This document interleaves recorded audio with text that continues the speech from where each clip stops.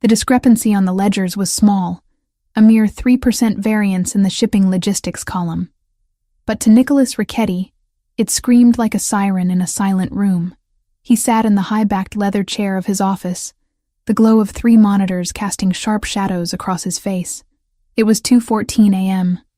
The rest of New York City might have been sleeping or drowning in the storm that raged outside, but Nicholas was dissecting the anatomy of a betrayal.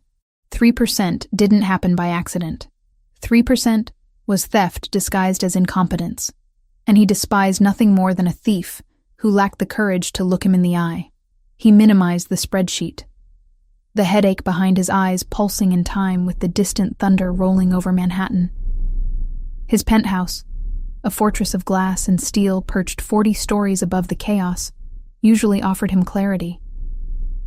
Tonight, it felt suffocating.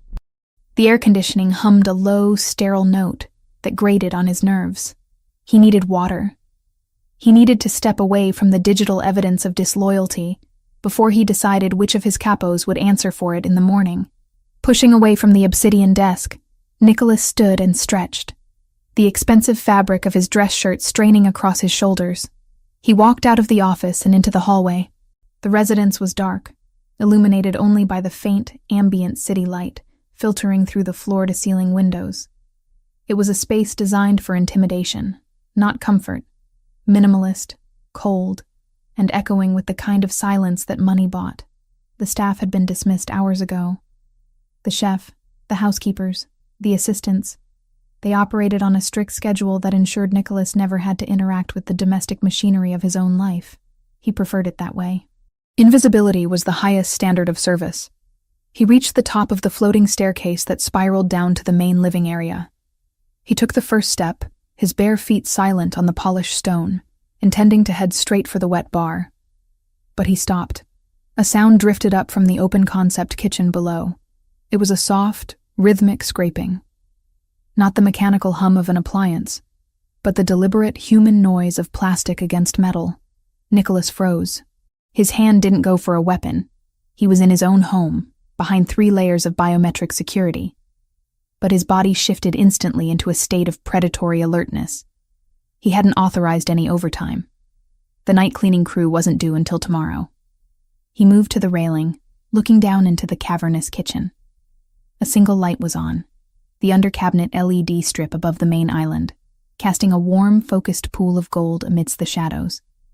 There was a woman standing there. Nicholas narrowed his eyes, adjusting to the gloom. He recognized the uniform immediately. The slate-gray dress with the modest white collar, the standard attire for the day staff. It was Chloe Evans. He knew her name because he made it his business to know the identity of every single person who breathed the same air as him.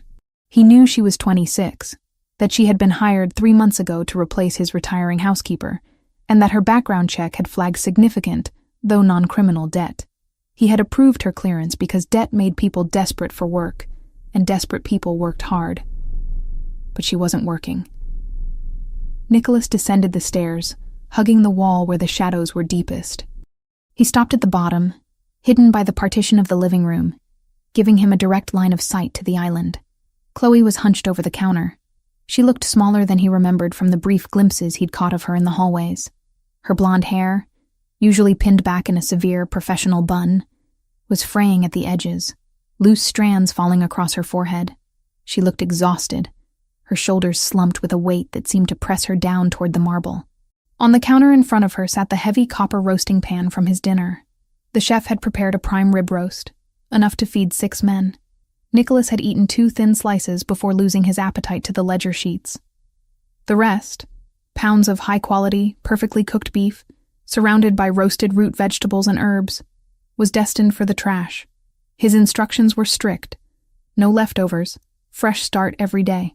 Chloe held a plastic container in one hand, a cheap, clouded thing that looked like it had been washed 1,000 times.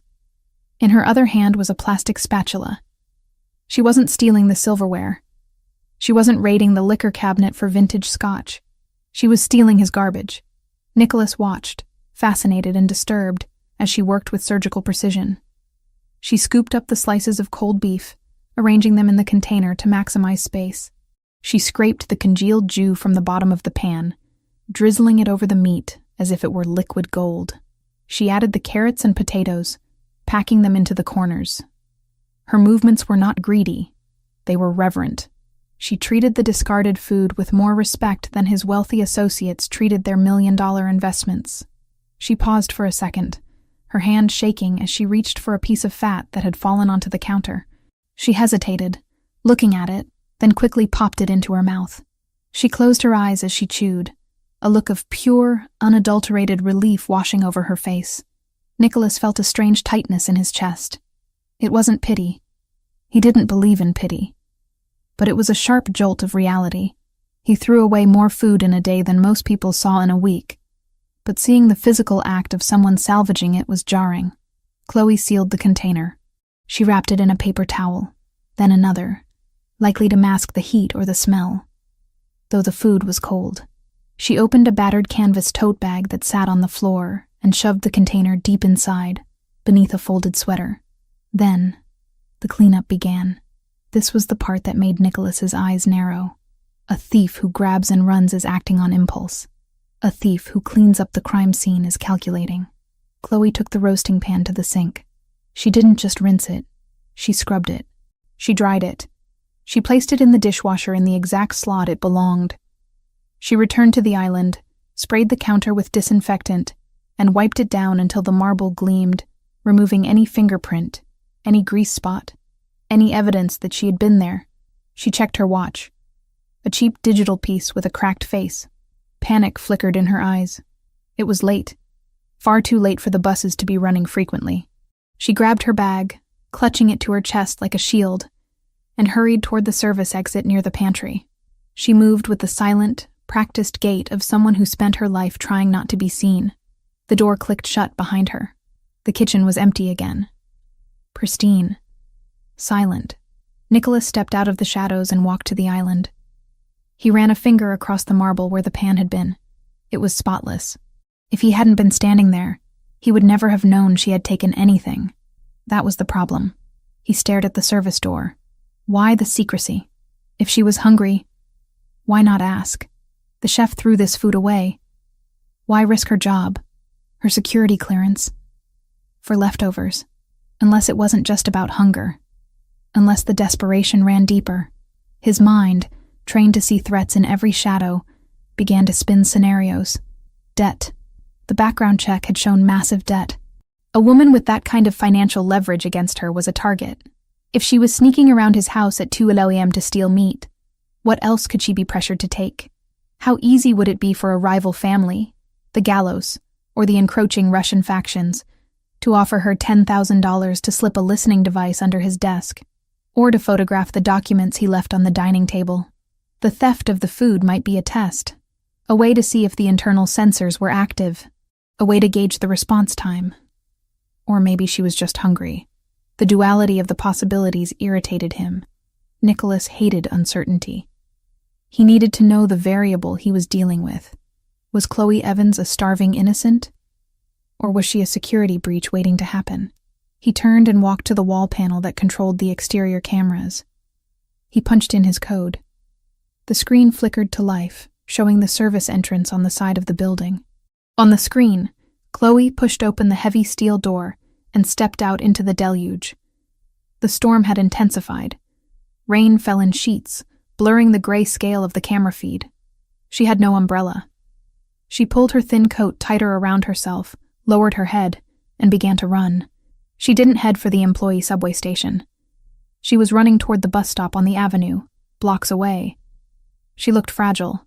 The wind whipped her clothes against her frame, showing how thin she actually was. Nicholas tapped the screen, zooming in. She wasn't running aimlessly. She was checking over her shoulder. Once. Twice. Paranoia? Or was she meeting someone? Damn it, Nicholas muttered. He couldn't let it go. If he went back to bed now, he'd be wondering about it all night. He needed to see where she went. He needed to see if she went to a frantic, poverty-stricken home, or if she met a handler in a black sedan around the corner. He spun around and headed for the private elevator that bypassed the lobby and went straight to the secure garage. He didn't call his security detail. This wasn't official business, and he didn't want Ethan asking questions about why the boss was tailing the cleaning lady. This was a personal exorcism of suspicion. The garage was cool and smelled of rubber and gasoline. Nicholas walked past the row of vehicles, the Ferrari he never drove, the Rolls-Royce for official functions, and stopped at the matte black SUV. It was armored, bulletproof, and nondescript enough to blend into the city traffic at night. He climbed in, tossing his phone onto the passenger seat. He keyed the ignition, the engine purring with a restrained power. He waited for the heavy gate to roll up, drumming his fingers on the leather wheel. He wasn't doing this to save her. He told himself that firmly. He was doing this to secure his perimeter. If she was compromised, he would fire her tonight. If she was just a thief, he would fire her tonight. He pulled out onto the wet asphalt of the street, the wipers slashing rhythmically against the windshield. He spotted her immediately.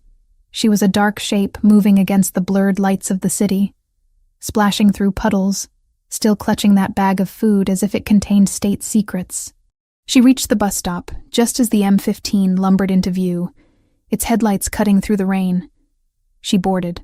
Nicholas hung back, letting a taxi get between them. He kept his eyes on the taillights of the bus. He would follow her to the end of the line if he had to. He would see exactly what Chloe Evans was hiding in the dark, and he would decide her fate before the sun came up. The hunt was on. The windshield wipers of the armored SUV sliced through the deluge with a hypnotic, rhythmic thud, battling a storm that seemed intent on drowning the entire borough.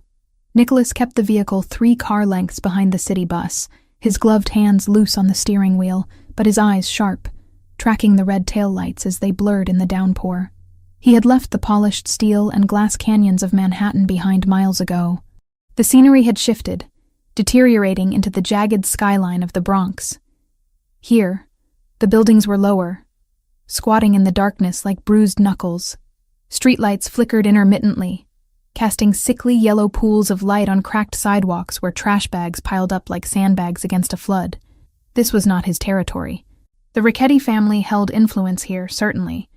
Everyone paid tribute eventually. But the streets belonged to the scavengers, the low-level gangs, and the desperate. The bus hissed to a halt at a corner that looked desolate enough to be a film set for the end of the world. The hydraulic doors groaned open. Nicholas killed his headlights, plunging the SUV into the cover of shadows provided by a parked delivery truck. He watched. A single figure stepped off. Chloe Evans. From the climate-controlled safety of his vehicle, Nicholas analyzed her movements.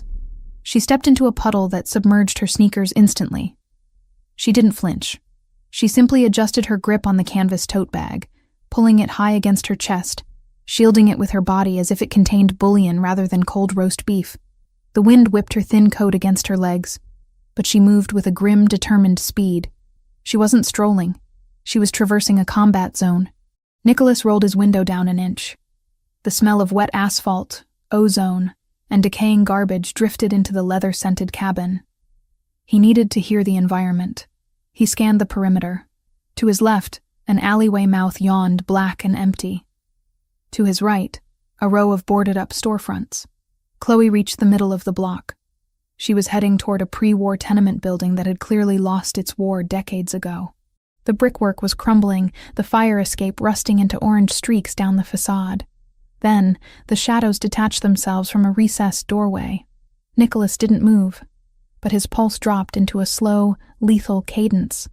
2 men. They didn't emerge with the chaotic energy of muggers. They stepped out with the arrogant entitlement of ownership. One was tall, lanky, wearing a leather jacket that had seen better decades.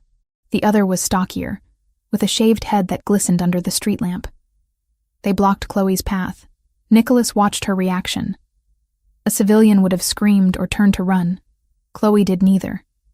She stopped dead, her posture rigid. She had expected this. The realization soured Nicholas's stomach. This wasn't a random crime.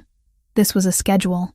He reached into the door panel and wrapped his fingers around the cold grip of his suppressed 9mm. He didn't draw it yet. He needed to know the players. "You're late, Chloe," the tall man said. His voice carried over the rain, a raspy baritone thick with an accent Nicholas placed immediately. Albanian. Rough guttural vowels. I don't control the traffic, Drayton, Chloe replied. Her voice was steady, though Nicholas, trained to read fear in the micro-tremors of a human body, saw her knees shaking. Traffic, the stocky one mocked, stepping closer. He invaded her personal space, forcing her back toward the graffiti-covered wall of a bodega. Traffic doesn't pay the interest. The clock ticks whether the bus moves or not. I have the payment, Chloe said quickly. She shifted the tote bag to one hand, balancing it precariously against her hip, and reached into her coat pocket with the other. It's all here. Just let me get inside. Not yet, Drayton said. He reached out, not for the money, but for her arm. He gripped her bicep, hard. Nicholas saw Chloe wince, but she didn't pull away. She knew that pulling away would only invite violence. We aren't just here for the cash tonight. The boss is losing patience. He wants the drive. Nicholas's eyes narrowed. The drive. I told you, Chloe said, her voice rising in pitch, desperate. I don't have it. My father didn't leave me anything but debts. I don't know what drive you're talking about. I've turned the apartment upside down. There's nothing. Your father was a thief, just like you. The stocky man spat. He stole the keys to the kingdom before he died. We know he gave it to you. He gave me nothing, Chloe cried out. He died broke. Look at me. Do I look like someone sitting on a fortune? Drayton sneered, his eyes raking over her soaked uniform, her muddy shoes. You look like a liar. Maybe you need a reminder of what happens to liars. He shoved her. It wasn't a lethal push, but against the slick pavement, it was enough. Chloe slipped. She went down hard on her knees, the canvas bag flying from her hand. It landed in a slurry of oil and rainwater in the gutter. No. The scream that tore from her throat wasn't for her own safety. It was for the bag. She scrambled on hands and knees, ignoring the men, reaching for the tote. The stocky man laughed and kicked the bag. It skidded across the sidewalk, stopping against the tire of a parked car. Leave it, Drayton commanded. Give me the cash. Chloe froze. She looked at the bag, then at the men. Slowly, defeated, she reached into her pocket and pulled out a small, damp wad of bills. Her tips, the $40 or $50 she had earned clearing tables for men who spent that much on a single cigar. Drayton snatched the money. He counted it in seconds. $42, he said, his voice dripping with disgust. This doesn't even cover the gas we use to drive here. It's all I have, Chloe whispered, still on the ground, the rain plastering her hair to her skull. Please, I get paid on Friday. I'll have the rest then. The stocky man spit on the ground next to her hand. Friday. If you don't have the full installment plus the penalty by Friday, we stop asking for the drive and start taking pieces of you until you remember where it is. Drayton looked at the canvas bag in the gutter. And stop bringing garbage home. It stinks up the neighborhood. He turned and walked away. The stocky man lingered for a second, glaring at Chloe before following his partner. They disappeared around the corner, fading into the dark veins of the Bronx as quickly as they had appeared. Nicholas sat in the SUV, his finger resting on the trigger guard of his weapon. Every instinct in his body screamed at him to get out, to hunt them down, to put 2 bullets in the base of their skulls for the disrespect alone. But he held back. Emotional kills were messy. If he acted now, he exposed himself. He exposed her. He needed to understand the full scope of the board before he moved his pieces. Chloe didn't move until the men were gone. Then she scrambled toward the gutter. She grabbed the canvas bag, pulling it into her lap. She ripped it open, frantically checking the contents. She pulled out the plastic container. It was battered, scratched, and covered in street slime. But the lid had held. The seal hadn't broken. She let out a sound that Nicholas could hear even through the rain, a sob of pure, ragged relief. She wiped the mud off the plastic with her sleeve, cradling the container against her chest. She stood up, her legs trembling, and limped toward the entrance of her building. She didn't care about the $42. She didn't care about the threat to her life. She cared about the leftovers. Nicholas waited until the front door of the tenement closed behind her. He unbuckled his seatbelt. The silence in the car was suddenly unbearable. He needed to see. He needed to verify the reality of what he was witnessing because it defied every logic he operated under. He opened the door and stepped out. The rain hit him like a physical blow, cold and sharp. He engaged the central lock of the SUV and crossed the street, his Italian leather boots splashing through the same puddles Chloe had traversed. He approached the building, bypassing the front door. He moved to the side, to the ground floor windows. The building was a rotting husk. The smell of mildew and stagnant water radiated from the brickwork. Nicholas found the window that corresponded to the unit Chloe had entered. The light had just flickered on inside. The blinds were cheap, plastic slats, bent and broken in places, offering a fractured view of the interior. Nicholas stood in the alley, water dripping from his hair, and peered through the gaps. The room was a testament to absolute destitution. The walls were painted a color that might have been cream once, but was now a stained, peeling yellow. There was no furniture, no table, no chairs, no television. In the corner sat a single twin mattress directly on the scratched floorboards. A cardboard box served as a nightstand. It wasn't minimalism. It was survivalism. Chloe was standing in the center of the room. She had shed her soaked coat and was using a towel to dry the plastic container she had rescued. She set it down on the cardboard box with extreme care. Nicholas watched as she peeled back the lid. The smell of the roast beef must have hit her then, because she closed her eyes and swayed slightly. She looked starving. The hollows of her cheeks seemed deeper in the harsh overhead light. She reached for a plastic fork sitting on the box. Nicholas felt a strange sense of anticipation. "Eat," he commanded silently. "Take what you stole. You earned it." But she didn't eat. A knock sounded, not at the main door, but at the wall shared with the neighboring apartment. It was a rhythmic, weak tapping. Chloe's head snapped up. She didn't look annoyed. She looked resigned. She put the fork down. She took a deep breath, slapped her cheeks lightly to bring color into them, and forced a smile onto her face. It was the most convincing fake smile Nicholas had ever seen. Bright, warm, and entirely hollow. She walked to the door and opened it. An elderly woman stood there, leaning heavily on a walker. She was skeletal, her skin like parchment paper stretched over brittle bones. She wore a faded nightgown and a shawl that looked moth-eaten. "Mrs. Moretti," Chloe said, her voice audible through the thin glass. It was soft, affectionate. "You're awake late." "The hunger wakes me, Kara," the old woman rasped. Her eyes, clouded with cataracts, drifted past Chloe to the cardboard box. Did you bring anything?" "The soup kitchen was closed today." "My legs. I couldn't make it to the church." Nicholas felt the chill of the rain seep into his bones, but it had nothing to do with the weather. Chloe looked at the container of food. It was a substantial amount, enough for 2 meals for her, enough to stop the shaking in her hands.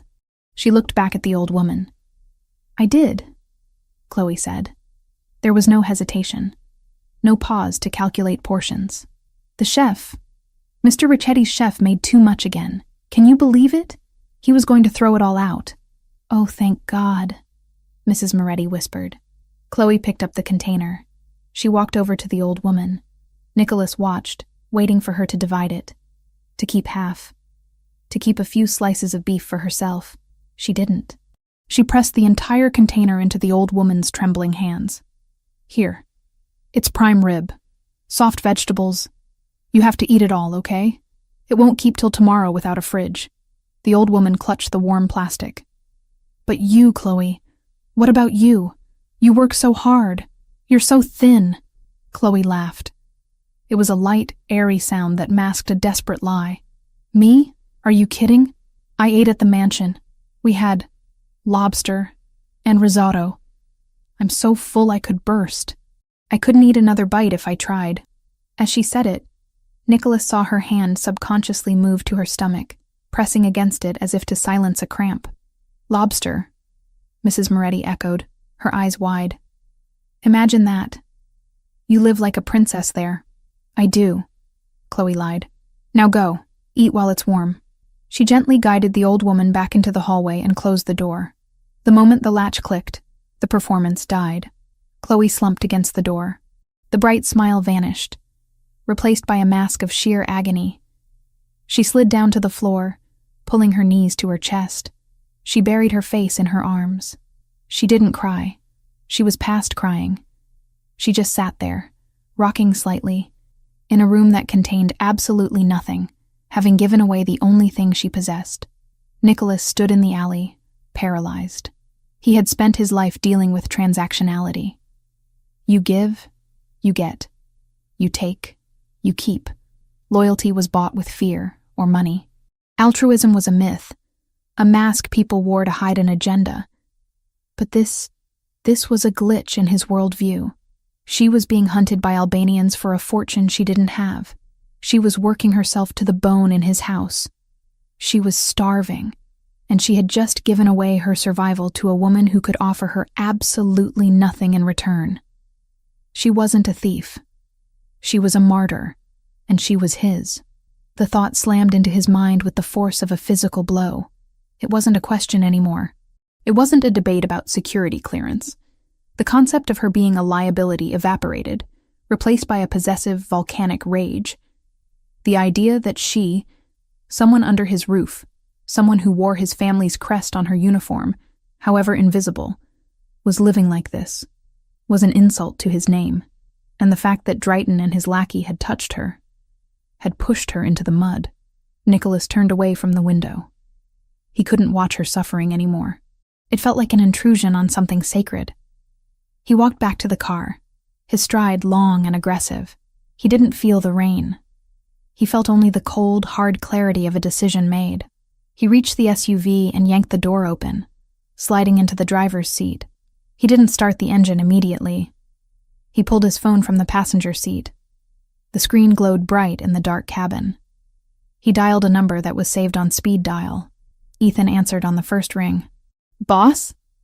"I need a location trace on a crew," Nicholas said. His voice was calm, terrifyingly so. It was the voice he used when he ordered hits. "Albanians, operating in the South Bronx. One goes by the name Drayton, tall leather jacket. Partner is stocky, shaved head. Albanians," Ethan repeated, the sound of keyboard clacking starting immediately in the background. "They're bottom feeders, boss. Scavengers. Did they hit one of our shipments?" "They touched something of mine," Nicholas said. He looked through the rain-streaked windshield at the crumbling building where Chloe Evans sat on the floor of an empty room. "I want them found," Nicholas continued. "I want to know where they sleep. I want to know who they report to. And Ethan? Yeah? Find out who holds the paper on Chloe Evans' debt. I don't care if it's the Albanians, the banks, or the devil himself. Contact them. Tonight." "The cleaning girl?"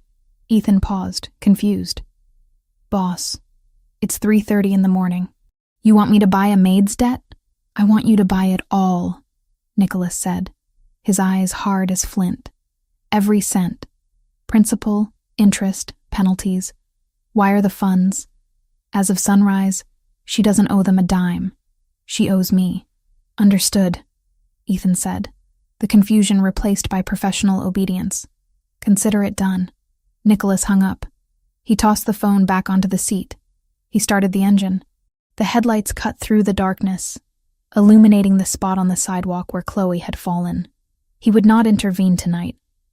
He couldn't just walk in there and drag her out without terrifying her, or revealing that he had been stalking her. He needed to do this the right way. The Richetti way. Absolute control. Absolute leverage.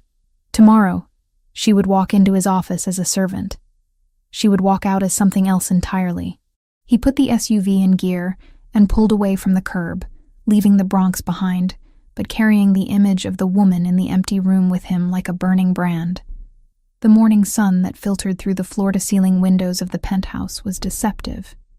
It was bright, crisp, and bathed the sprawling living space in a light that suggested a fresh start, hiding the fact that the city below was still drying out from a storm that had nearly drowned it hours before. Inside the Richetti residence, the silence was absolute. It was not the peaceful silence of a home at rest, but the heavy, expectant silence of a courtroom before the gavel falls. Nicholas Richetti stood by the window in his private study, a mug of black coffee cooling in his hand. He hadn't slept. After leaving the Bronx, he had returned to the penthouse, showered the smell of rain and exhaust from his skin, and spent the remaining hours of darkness orchestrating a financial hostile takeover of a very specific, very small target.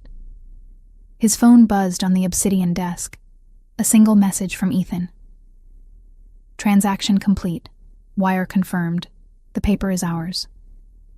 Nicholas set the mug down. He didn't smile. Satisfaction was a dangerous emotion. It led to complacency. This wasn't a victory yet. It was merely the acquisition of a distressed asset. He adjusted the cuffs of his shirt. He had chosen charcoal gray today, severe and authoritative. He needed to be the wall she hit, not the pillow she landed on. He pressed the intercom button on his desk. Send her in. He didn't need to specify who. Ethan, who was waiting in the hallway, knew exactly who the meeting was with. A moment later, the heavy mahogany doors opened. Chloe Evans stepped inside. If Nicholas had expected her to look better after a few hours away from the rain, he was mistaken. She looked like a ghost haunting her own life. Her uniform was pressed, her hair pulled back into that severe, self-effacing bun, but the fatigue was etched into the pale skin beneath her eyes. Her hands were clasped in front of her, the knuckles white. She didn't look at the room, at the millions of dollars of art on the walls, or the view that commanded the skyline. She looked at the floor, then forced her chin up to look at him. She expected to be fired. Nicholas could read the resignation in her posture.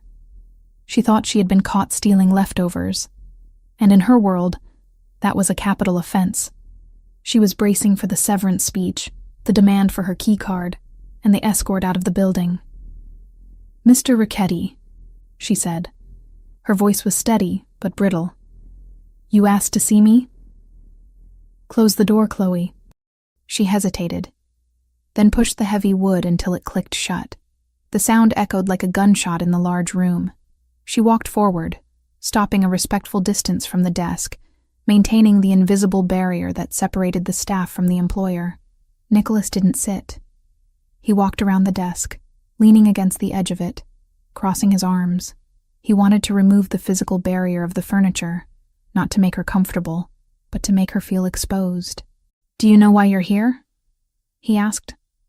I assume it's about last night," she said, her gaze flickering to his for a second before dropping again. "The food. I know it's against policy to take anything from the premises. I deeply apologize. It won't happen again. I can pay for the ingredients out of my next paycheck if you— I don't care about the beef, Chloe." The interruption stopped her mid-apology. She blinked, confused. "Sir? I don't care about the carrots. I don't care about the plastic container you fished out of the recycling bin," Nicholas said, his voice low and devoid of inflection. "I care about the fact that my employee, who has passed a highest-level security clearance, was cornered by 2 Albanian enforcers on a street corner in the Bronx at 3 a.m. The color drained from Chloe's face so fast Nicholas thought she might faint. Her lips parted, but no sound came out.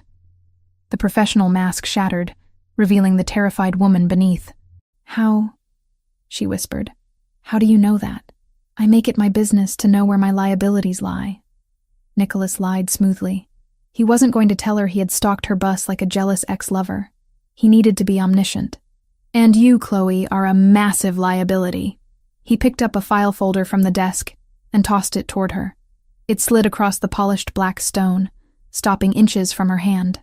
"Open it." Chloe reached out, her fingers trembling. She opened the folder. Inside was a single sheet of paper. It was a transfer deed, a complex financial document that detailed the purchase of a debt obligation. $150,000. Nicholas recited the number as she read it. "Inherited from your father, Peter Evans. A gambling debt initially held by a bookie in Queens, then sold to the Dritten crew when the interest compounded beyond your ability to pay. You've been paying them 80% of your take-home pay for 2 years. At the current interest rate, you would have been paying them until you were 60, assuming they didn't kill you first." Chloe stared at the paper. The numbers were familiar nightmares to her, but the name at the bottom, the holder of the note, had changed. It no longer said Tirana Holdings LLC, the shell company the Albanians used. It said Richetti Global Ventures.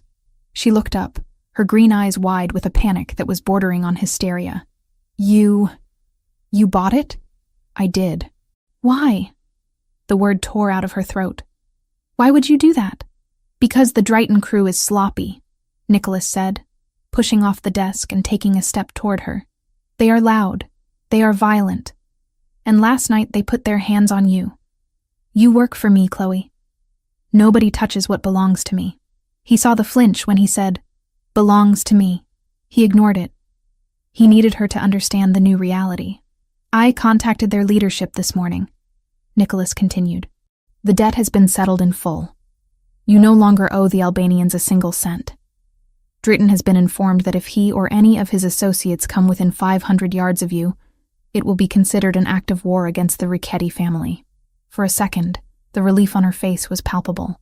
The crushing weight of the thugs, the fear of the late-night knock on the door, the physical threat. It was gone. But then the second realization hit her. The debt wasn't gone. It had just moved. She looked at him, and the fear returned. Different this time. Sharper. So I owe you, she said quietly. I owe you $150,000, plus the administrative fees for the transfer, Nicholas added coldly. Yes. Chloe swallowed hard. She straightened her spine. It was a reflexive movement, a gathering of dignity in the face of disaster. I can't pay you the lump sum, obviously, but I can continue the payment plan I had with them. I can give you the cash every Friday. No, sir, I promise I'm good for it. I've never missed a week. I don't want your cash, Chloe, Nicholas said. I don't need your $40 in tips. It's insulting to both of us. Then what do you want?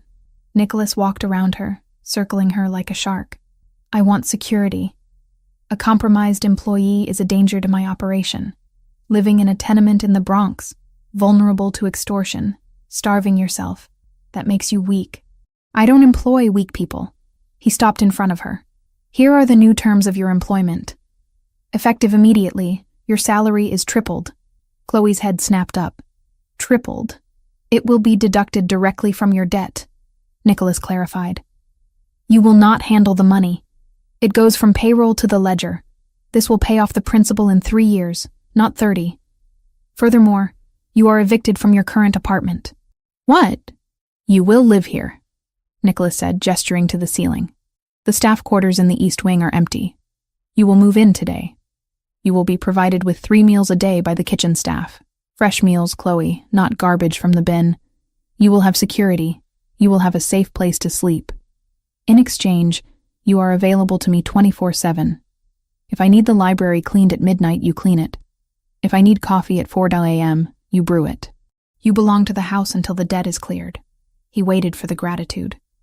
It was a golden cage, yes, but it was a palace compared to the hell she was living in. He was offering her safety, food, and a way out of the hole her father had dug. But Chloe didn't say thank you. She stepped back, shaking her head. I can't. Nicholas frowned. The refusal was unexpected. Excuse me? I can't accept, Chloe said, her voice shaking but firm. I can't live here. Nicholas felt a spark of irritation. Was she stupid? Did you not hear me? I just offered you a life raft. You prefer the gutter? It's not about me, Chloe cried out, the professional veneer cracking completely. I can't leave. If I move in here, if I'm locked in here 24/7, who takes care of her? Nicholas went still. Her? Mrs. Moretti, Chloe said, tears welling in her eyes. My neighbor, she's 82. She can't walk to the store. She can't cook. Her son died 5 years ago. She has no one. I'm the one who brings her food. I'm the one who helps her with her medication. She took a breath, a ragged sound. Last night, the food I took, it wasn't for me. It was for her. I can't leave her alone in that building. She'll starve, or she'll fall and no one will find her for days. I can't do that. I won't do that. Not even for safety, not even for the money. She looked at him with a fierce, desperate defiance. If the condition is that I have to abandon her, then I choose the debt. I'll take my chances with Drayton. Nicholas stared at her. He had expected negotiation. He had expected relief. He had not expected this. She was rejecting $1 million lifestyle and safety from killers because an old woman she wasn't related to needed help with groceries.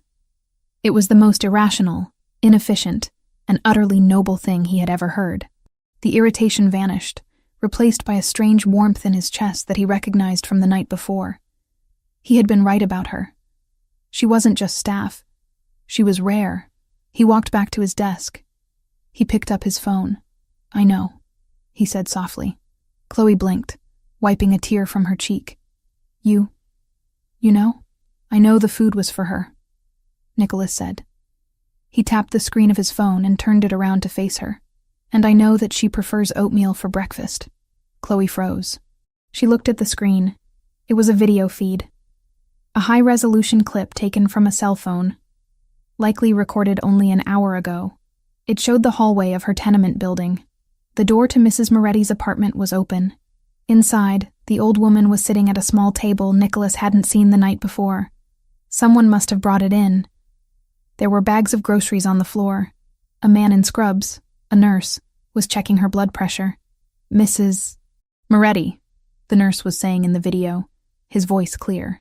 "Mr. Ricchetti has arranged for a delivery service to bring your meals twice a day, and I'll be stopping by every morning to check your vitals and manage your prescriptions. Everything is paid for." The old woman in the video looked confused but beamed. "Chloe sent you? She's such a good girl." "Yes," the nurse said. Chloe arranged everything. Nicholas tapped the screen, pausing the video. He looked at Chloe. She was staring at the frozen image of her neighbor, safe, fed, and attended to. Her mouth opened, but no words came out. She looked from the phone to Nicholas, her expression cycling through shock, disbelief, and finally, a profound, shattering realization. "You," she stammered. "You sent people there?"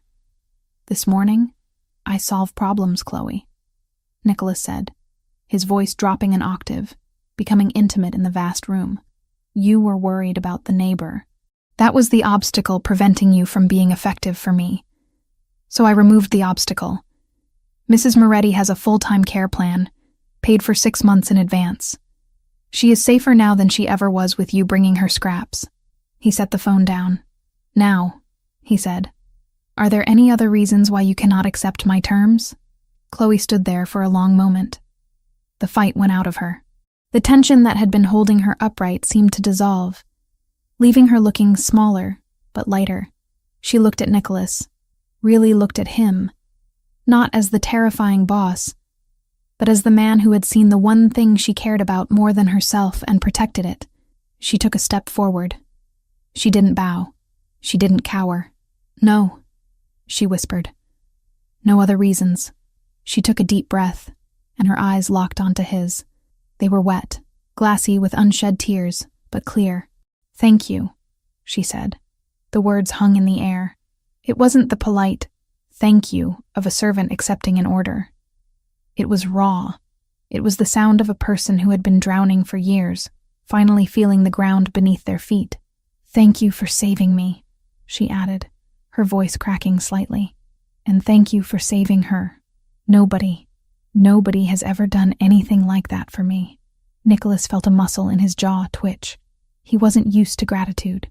He was used to fear, respect, and transaction. This felt different. It felt heavy. "It's an investment," he said roughly, looking away, breaking the intensity of her gaze. He needed to reassert the boundaries. "I protect my assets. Don't read into it." "I will work," Chloe said, ignoring his deflection. "I will work until every cent is paid. I promise you. You won't regret this." "I better not," Nicholas said. He pressed a button on his desk phone. "Ethan will show you to your quarters. You start immediately. Go pack your things from the apartment. Take a security team with you. Do not go alone." "Yes, sir." Chloe turned to leave. At the door, she paused. She looked back at him, her hand on the brass handle. She looked different than she had 5 minutes ago. The haunted look was gone, replaced by a quiet, fierce determination. "I won't let you down, Nicholas," she said. She slipped out before he could correct her for using his first name. Nicholas stood alone in the silence of his office. He looked at the closed door. He picked up his coffee, which was now cold. He drank it anyway. He had bought her debt to own her, to control the variable. That was the logic. That was the strategy. But as he replayed the way she had looked at the video of the old woman, and the sound of her voice when she said, "Thank you," he had the unsettling suspicion that the transaction wasn't as one-sided as he thought. He had brought her into his house to keep her under his thumb, but he had a feeling that having Chloe Evans under his roof was going to be infinitely more dangerous than having her on the street. He sat down at his desk and pulled up the security feed of the hallway. He watched her walking toward the elevators with Ethan. She was walking taller. "Make it worth it," he whispered to the screen. He turned back to his work, but the numbers on the screen blurred. For the first time in years, the silence of the penthouse didn't feel empty. It felt like the calm before a very different kind of storm. The transition from the tenement in the Bronx to the east wing of the Ricchetti penthouse was jarring, not because of the luxury, but because of the silence. For a week, Chloe Evans had lived in a world of muted tones and hushed footsteps. The constant grinding noise of poverty, the sirens, the shouting neighbors, the rattle of the radiator, was gone, replaced by the hum of central air and the terrifying quiet of a house that held too many secrets. Chloe did not treat this new life as a vacation. She treated it as a deployment. Nicholas had bought her debt. He had tripled her salary. He had ensured Mrs. Moretti was safe. In exchange, he demanded ownership of her time. Chloe gave it to him with a ferocity that bordered on obsession. She was awake at 5 a.m., pressing his shirts before the dry cleaners even opened. She was in the library at midnight, organizing books by subject and author, ensuring the spines were perfectly aligned. She scrubbed, she polished, and she organized, driven by a paralyzing fear that if she stopped being useful for even a second, the debt would swallow her whole again. Nicholas watched her. He didn't say much. He was a man who communicated in directives and silence. He would sit at the head of the long dining table, reading reports on his tablet while she poured his coffee, his dark eyes tracking her movement. He noticed that she moved differently now. The hunch of desperation was gone, replaced by a stiff, military-grade efficiency. She wasn't starving anymore. The chef fed her 3 balanced meals a day. But she ate quickly, as if she expected the plate to be snatched away. It was Tuesday evening, 7 days after she had moved in. The storm that had brought them together was a distant memory, replaced by the humid heat of a New York summer. Nicholas was in his home office, the nerve center of his empire. The room was a disaster of paper. For a man who prided himself on control, his physical filing system was archaic. He didn't trust the cloud with his most sensitive financial data. He trusted paper, which could be burned. But right now, the paper was winning. "Chloe," he said into the intercom. She appeared in the doorway less than 30 seconds later. She was wearing the uniform, a crisp black dress today, not the gray one, and her hands were clasped behind her back. "Yes, Mr. Ricchetti? I need this cleared," Nicholas said, gesturing to a stack of boxes near the shredder. "These are financial records from the chaotic quarter of 2021. The statute of limitations for my internal audits has passed. I want them shredded, cross-cut, every single page." It was a menial task, a mindless task. It was beneath the intelligence he suspected she possessed, but he needed to clear the space, and he needed to see if she would complain. "Understood," Chloe said. She didn't sigh. She didn't roll her eyes. She walked over to the boxes, knelt down, and began the work. Nicholas returned to his screens. He was still hunting for the 3%. The discrepancy that had started this whole chain of events was still there, mocking him. He had fired the logistics manager in New Jersey, thinking it was incompetence. But the numbers hadn't corrected themselves. Someone was siphoning money from his accounts with a method so subtle it was practically invisible. The rhythmic whir crunch of the shredder filled the room. It was a white noise that usually helped him concentrate. But tonight, the rhythm was off. He glanced over. Chloe had stopped shredding. She was kneeling on the Persian rug, holding a stack of documents in her hands. She wasn't feeding them into the machine. She was spreading them out on the floor, arranging them in a grid. Nicholas watched, his irritation rising. "Chloe, the machine works by feeding the paper into the slot, not by wallpapering my floor." She didn't look up. Her eyes were darting back and forth between 3 different spreadsheets from 3 different months. Her finger traced a line in the air, connecting invisible dots. "Mr. Ricchetti," she said, her voice distracted. "Who designs your internal ledger templates?" Nicholas blinked. "What?" "The layout," she said, finally looking up. Her green eyes were sharp, focused in a way he hadn't seen before. "The visual structure of the columns. Who formatted this?" "I have no idea," Nicholas said, swiveling his chair to face her completely. "The accounting department uses standard software." "Why?" "Because it's wrong," Chloe said.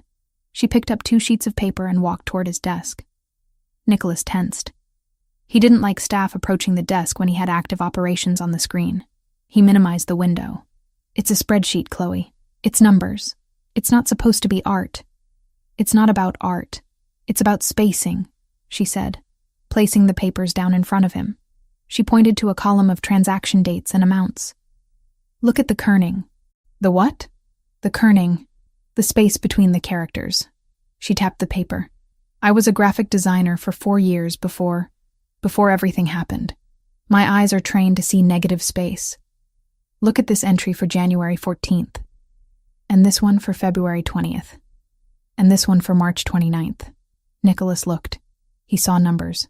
They look like numbers. "No," Chloe insisted, her finger tracing the line. "The font here is Arial, size 11. But these specific entries, the ones I pointed out, they are Arial, size 11.5. It's a microscopic difference. To a normal eye, it just looks like the ink bled a little, or the printer was dirty. But it's not ink bleed. It's digital." She grabbed a 3rd sheet. "I saw the pattern on the floor. It's visual rhythm. These slightly larger entries, they aren't random. They appear in a sequence. 1, 1, 2, 3, 5, 8. Nicholas frowned. "The Fibonacci sequence." "Exactly," Chloe said. "Whoever is inputting this data is using a slightly modified font size to tag specific transactions. It's a marker. A visual code that wouldn't show up in a mathematical audit because the numbers themselves balance out in the grand total. But visually, it's screaming." Nicholas felt a cold chill slide down his spine. He pulled the papers closer. He looked at the entries she had identified. January 14th, a payment to a shell company for consulting. February 20th, another payment, slightly larger. "If you add up only the transactions with the size 11.5 font," Chloe said, her voice gaining confidence, "I bet you'll find you're missing money." Nicholas didn't speak. He grabbed his keyboard. He pulled up the master file for 2021. He didn't look at the math. He looked at the metadata of the font rendering. It took him 3 minutes of rapid typing to run a script that isolated the font irregularities. The screen populated a list. Total value of flagged transactions, $4.2 million. Nicholas sat back in his chair. The leather creaked loudly in the silent room. He stared at the number. He had spent weeks looking for a mathematical error, a hacking intrusion, a mole transferring funds. He hadn't found it because the thief hadn't changed the numbers. They had simply hidden the theft in plain sight, using a visual trick that only someone obsessed with typography would notice. He looked up at Chloe. She was standing there, hands clasped again, looking slightly terrified that she had overstepped. She was a maid. She was supposed to be shredding this evidence, not analyzing it. "You found it," Nicholas said softly. "My team of forensic accountants, who cost me $50,000 a month, missed this. And you found it while trying to destroy the paper. It just looked unbalanced," Chloe murmured. "Bad design always catches my eye. It creates tension on the page." Nicholas stood up. He walked around the desk. He stopped in front of her, forcing her to look up at him. "You were a designer?" he asked. "A professional?" "Senior designer at Sterling & Cooper," Chloe said, a ghost of pride entering her voice. "I was up for art director before my father got sick. Then the debt. I couldn't keep the job and work the extra shifts I needed to pay the interest. I lost my portfolio. I lost everything." Nicholas looked at her hands that he had watched scrub toilets and scrape leftovers. hands that had just solved a $4 million puzzle because they knew the difference between font sizes. "You are wasting your time," Nicholas said. Chloe flinched. "I'm sorry. I'll go back to the shredder." "No," Nicholas said sharply. "You are wasting your time cleaning my house." He turned and walked to the wall safe hidden behind a panel of oak. He punched in the code and pulled out a sleek black laptop. It was a secure terminal, military-grade encryption, worth more than the entire building she used to live in. He walked back and held it out to her. "Take it." Chloe stared at the device. "Sir?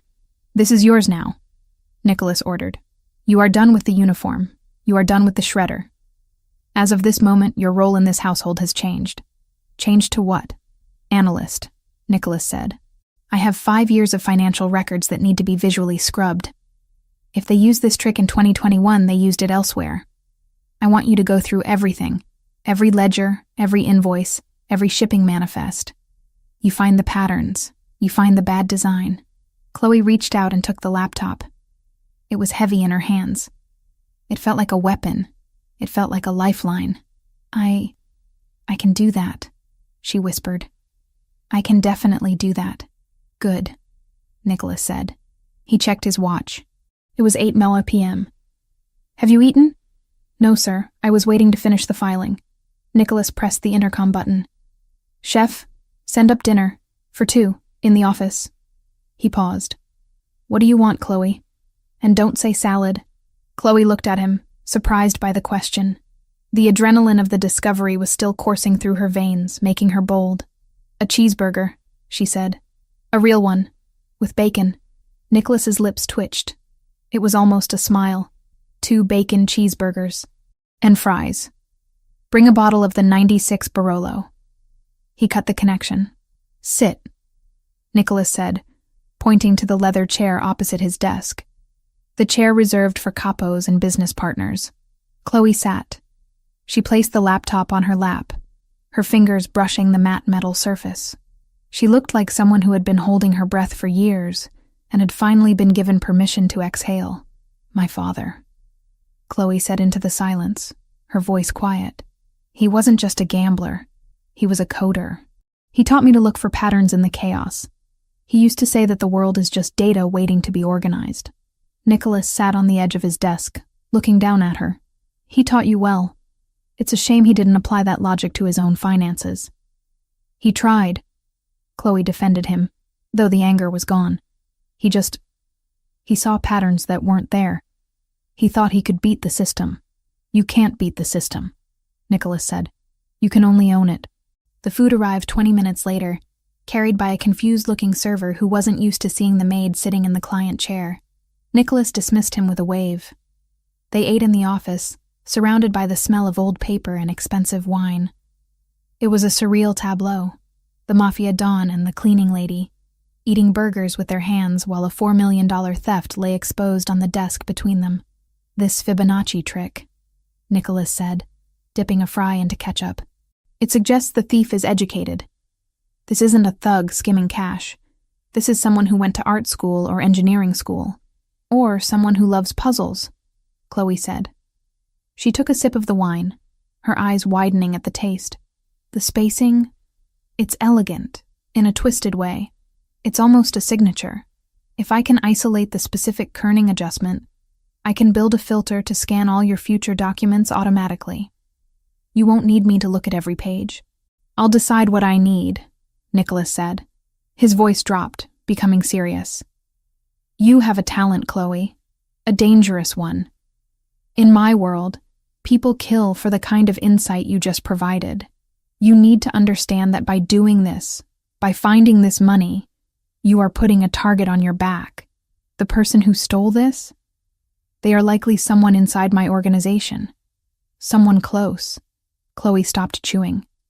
She put the burger down. "I didn't think of that." "You don't have to," Nicholas said. "That's my job. I handle the threats. You handle the data." He looked at her, really looked at her.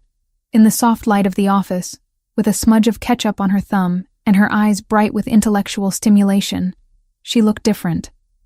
The fragile, broken bird he had rescued from the rain was gone. In her place was a woman with a sharp mind and a spine of steel. Why? Chloe asked suddenly. Why what? Why trust me? She asked. I'm nobody. I'm a debtor. I could use this information against you. I could take that $4 million discovery and try to sell it to the thief. Nicholas laughed. It was a dark, dry sound. You could, but you won't. How do you know? Because you starve yourself to feed an old woman, Nicholas said simply. And because when you found the error, your first instinct wasn't to leverage it, but to fix it. You crave order, Chloe. Just like I do. You aren't built for betrayal. He stood up and walked to the window, looking out at the city lights. The person who did this, he said, gesturing to the papers, is going to pay. And when they do, you'll be the one who handed me the gun. Chloe shivered, but it wasn't from fear. It was from a sense of purpose. For 2 years she had been a victim, a pawn in her father's mistakes, a slave to the interest rates of criminals. Tonight, for the first time, she was a player in the game. I'll find them, Chloe said. She opened the laptop, the screen illuminating her face with a blue glow. Give me the passwords. I want to start on 2022. Nicholas turned back to her. The admiration in his eyes was unguarded now. It wasn't sexual, though the undercurrent was there, a hum of tension that filled the room. It was the appreciation of one predator recognizing the sharp teeth of another. The password, Nicholas said, is Omerta. Chloe typed it in. The system unlocked. Welcome to the family business, Chloe, Nicholas said. She didn't look up. She was already scrolling, her eyes scanning the columns of data, hunting for the rhythm, hunting for the bad design, hunting for the enemies of the man who had saved her life. Nicholas went back to his desk, but he didn't work. He watched her. He watched the way she bit her lip when she concentrated. He watched the way her fingers flew across the trackpad. He realized with a start that he wasn't just observing an employee. He was observing a partner. And the realization terrified him more than any assassin ever could. Because partners were weaknesses. Partners were people you couldn't afford to lose. Chloe, he said. She paused, looking up. Yes? The blue dress, he said. The uniform. Burn it. Sir? You don't wear a uniform anymore, Nicholas said firmly. Tomorrow you go shopping. Buy clothes that fit your new station. Buy clothes that make you feel like the woman who just outsmarted my entire accounting department. Chloe touched the collar of her dress self-consciously. Okay. And Chloe? Yes? Get the green one, Nicholas said, his voice low. The color you were wearing in your head when you stared at those numbers. It suits you. He didn't know how he knew that color would suit her. He just knew. Chloe smiled. It was the first real, genuine smile he had seen on her face since the night in the rain. Green. Got it. She went back to work. Nicholas poured himself another glass of wine, the taste rich and heavy on his tongue. The storm had passed, but the air in the penthouse was crackling with electricity.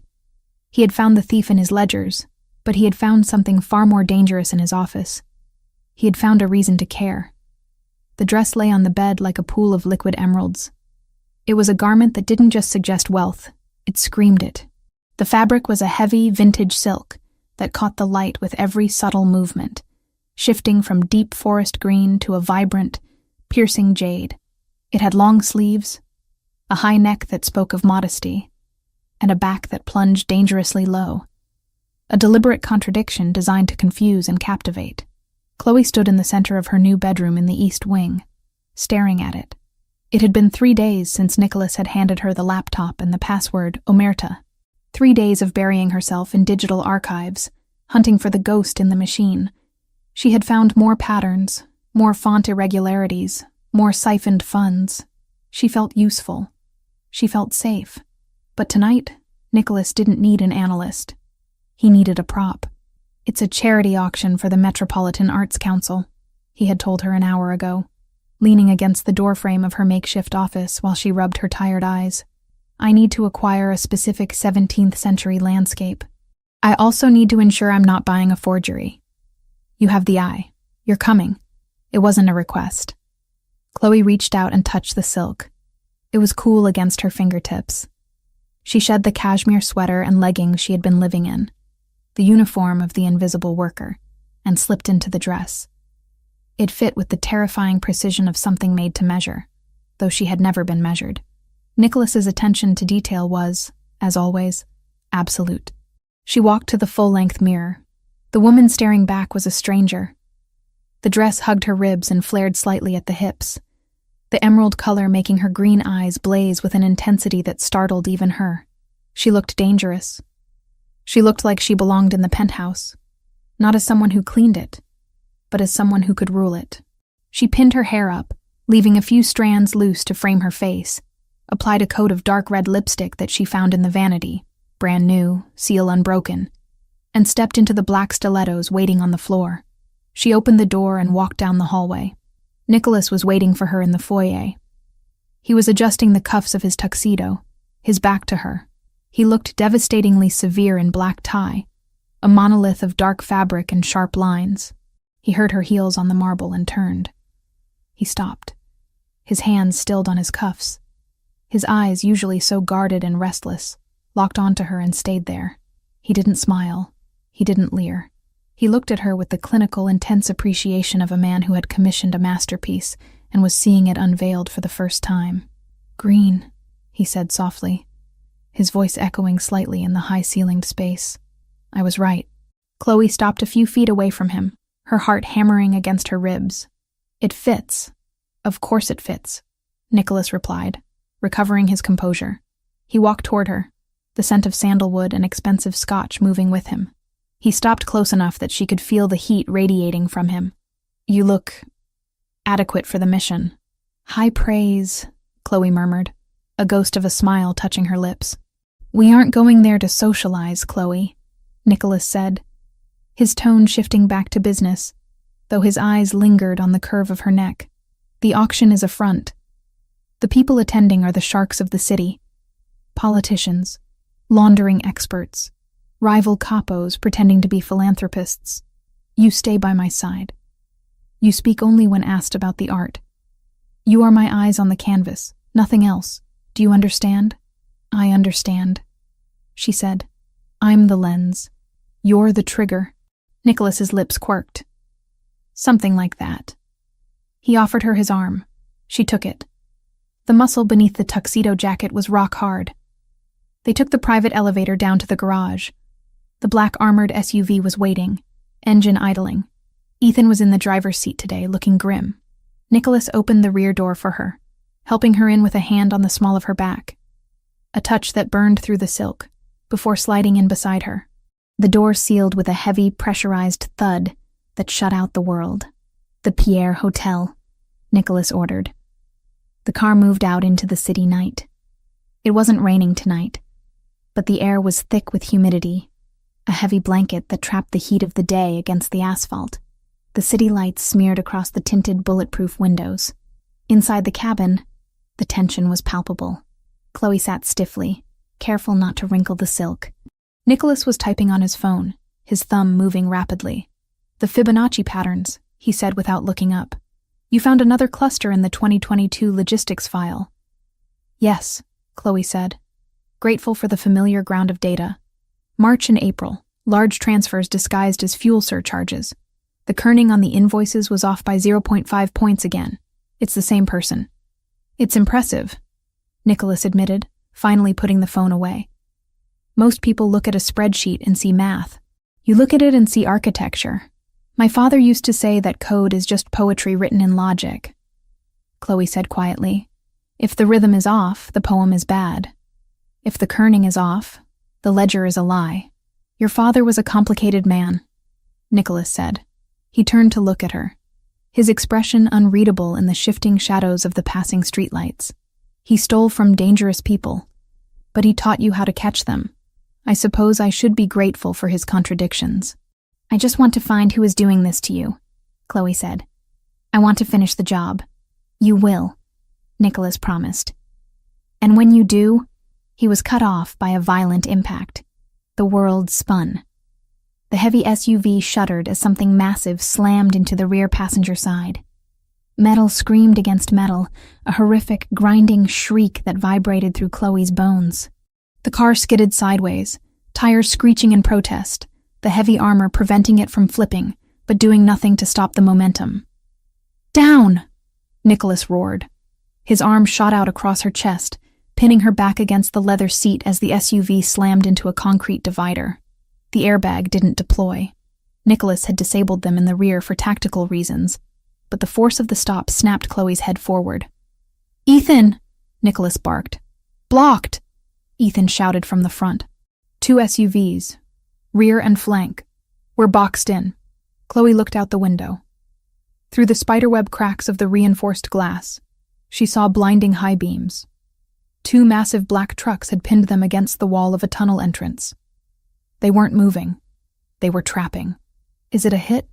Chloe whispered, her voice trembling. "It's an extraction," Nicholas said grimly. He reached under the seat and pulled out a submachine gun, a compact, lethal MP5. He checked the magazine with a practiced, terrifying calm. "If they wanted us dead, they would have used a bomb or a sniper. They want something alive inside this car." The phone in the center console began to ring. It wasn't Nicholas's cell phone. It was the car phone, a secure line that only a handful of people had the number for. The sound was shrill and jarring in the sudden silence of the cabin. Nicholas stared at it. The caller ID was blocked. "Answer it," Nicholas commanded Ethan. "Speaker." Ethan pressed the button. "Richetti!" A voice rasped through the speakers. It was a voice Chloe recognized instantly. It was the voice of the nightmare she thought she had escaped. "Drayton, you drive a hard shell, Nicholas," the Albanian said. He sounded amused, arrogant. "But shells can be cracked. You're making a mistake, Drayton," Nicholas said, his voice level, betraying zero fear. "You are currently holding a Maid man of the Cosa Nostra in a tunnel. The reprisal will wipe your entire bloodline off the map." "Save the speeches," Drayton spat. "We aren't here for a turf war. We know about the transaction. We know you bought the girl's debt." Chloe stopped breathing. She pressed herself deeper into the leather seat. "I bought the debt," Nicholas said. "Which means she is mine. You have your money. Go home." "We have the money, yes," Drayton laughed darkly, "but we aren't stupid. Why would Nicholas Richetti, the Wolf of Manhattan, pay $150,000 for a cleaning lady? Is she that good in bed? I doubt it. Careful," Nicholas warned, a low growl. "No, you bought her because she gave it to you," Drayton said. "The drive, the master key. Her father stole the encryption keys to our offshore accounts 3 years ago. We couldn't find them. We figured he died with the secret. But then you show up, buy the daughter, and suddenly you're paying off her debts? You have the key, and she knows how to use it." Chloe's eyes widened. "I don't," she whispered to Nicholas. "I don't have it." Nicholas ignored her, keeping his focus on the phone. "You're imagining things, Drayton." "Am I?" Drayton countered. "Give us the girl. Send her out. We take her, we find out where the key is, and you drive away to your party. Refuse, and we burn you inside that can. Come and get her," Nicholas said. He shot the console, destroying the phone. The line went dead. "He thinks I have it," Chloe said, panic rising in her throat. "He thinks my father gave me a drive. Nicholas, I swear I never saw a drive. I searched the apartment 1,000 times. "I know," Nicholas said. He turned to her. His face was hard, focused. The face of a soldier. "Listen to me. The glass will hold for about 60 seconds against sledgehammers or small arms. They are going to try to breach the doors. I need you on the floor. What are you going to do?" "I'm going to kill them," Nicholas said simply. He looked at Ethan. "On my mark. Pop the trunk release. It will distract the rear team. We exit passenger side. Rolling formation." "Yes, boss." "Chloe." Nicholas grabbed her chin, forcing her to look at him. "Stay behind me. If I move left, you move left. If I drop, you drop.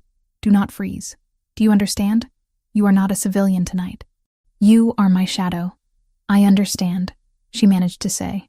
Outside, men were pouring out of the SUVs. They were wearing balaclavas and carrying assault rifles. One of them had a breaching tool, a heavy battering ram.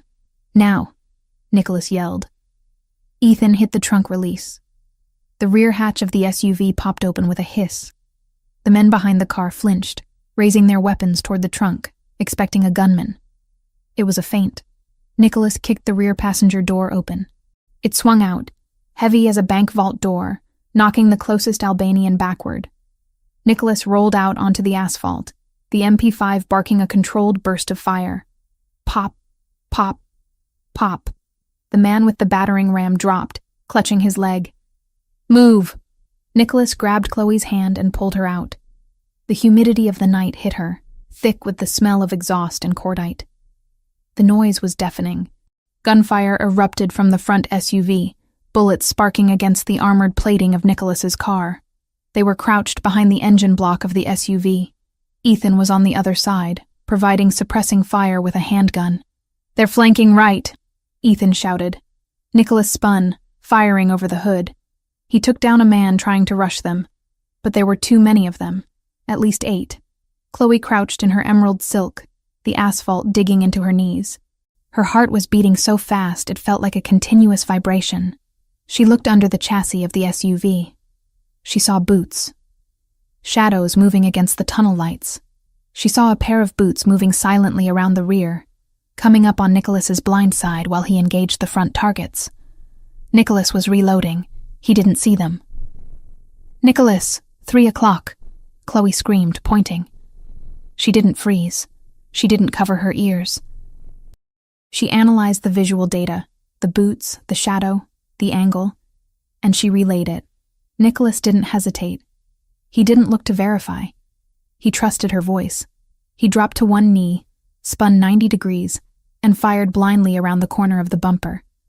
A man yelled in pain and collapsed, his weapon clattering to the ground just feet from where they were huddled. "Good call," Nicholas grunted, slapping a fresh magazine into his weapon. "Ethan, suppress the front. We're pushing to the service door." He grabbed Chloe's waist, hauling her up. "Run! Now!" They sprinted toward a metal maintenance door set into the concrete wall of the tunnel, 10 yards away. Bullets whizzed past them, angry hornets of lead. One chipped the concrete inches from Chloe's face, dusting her hair with gray powder. Nicholas shoved her toward the door. He turned, firing a covering burst that forced the Albanians to duck behind their vehicles. He reached the door, kicked the lock with a brutal, precise force, and shoulder-checked it open. He threw Chloe inside and dove after her, slamming the heavy steel door shut and throwing the deadbolt. Sudden silence. They were in a maintenance corridor, lit by flickering fluorescent tubes. The sound of shouting and gunfire was muffled now, distant. Nicholas leaned back against the door, his chest heaving. He checked his weapon. Empty. He pulled a handgun from his tuxedo waistband. He looked at Chloe. She was standing in the middle of the hallway. The emerald dress was ruined, torn at the hem, stained with grease from the car door, and covered in concrete dust. Her hair had come loose, falling in wild waves around her face. She was trembling, the adrenaline crash beginning to hit. But she was alive, and she hadn't screamed. Nicholas holstered his gun and walked over to her. He grabbed her shoulders, his grip bruising. "Are you hit?" he demanded, his eyes scanning her body for blood. "Check yourself. Adrenaline hides the pain. Are you hit?" Chloe looked down at herself. She ran her hands over her ribs, her legs.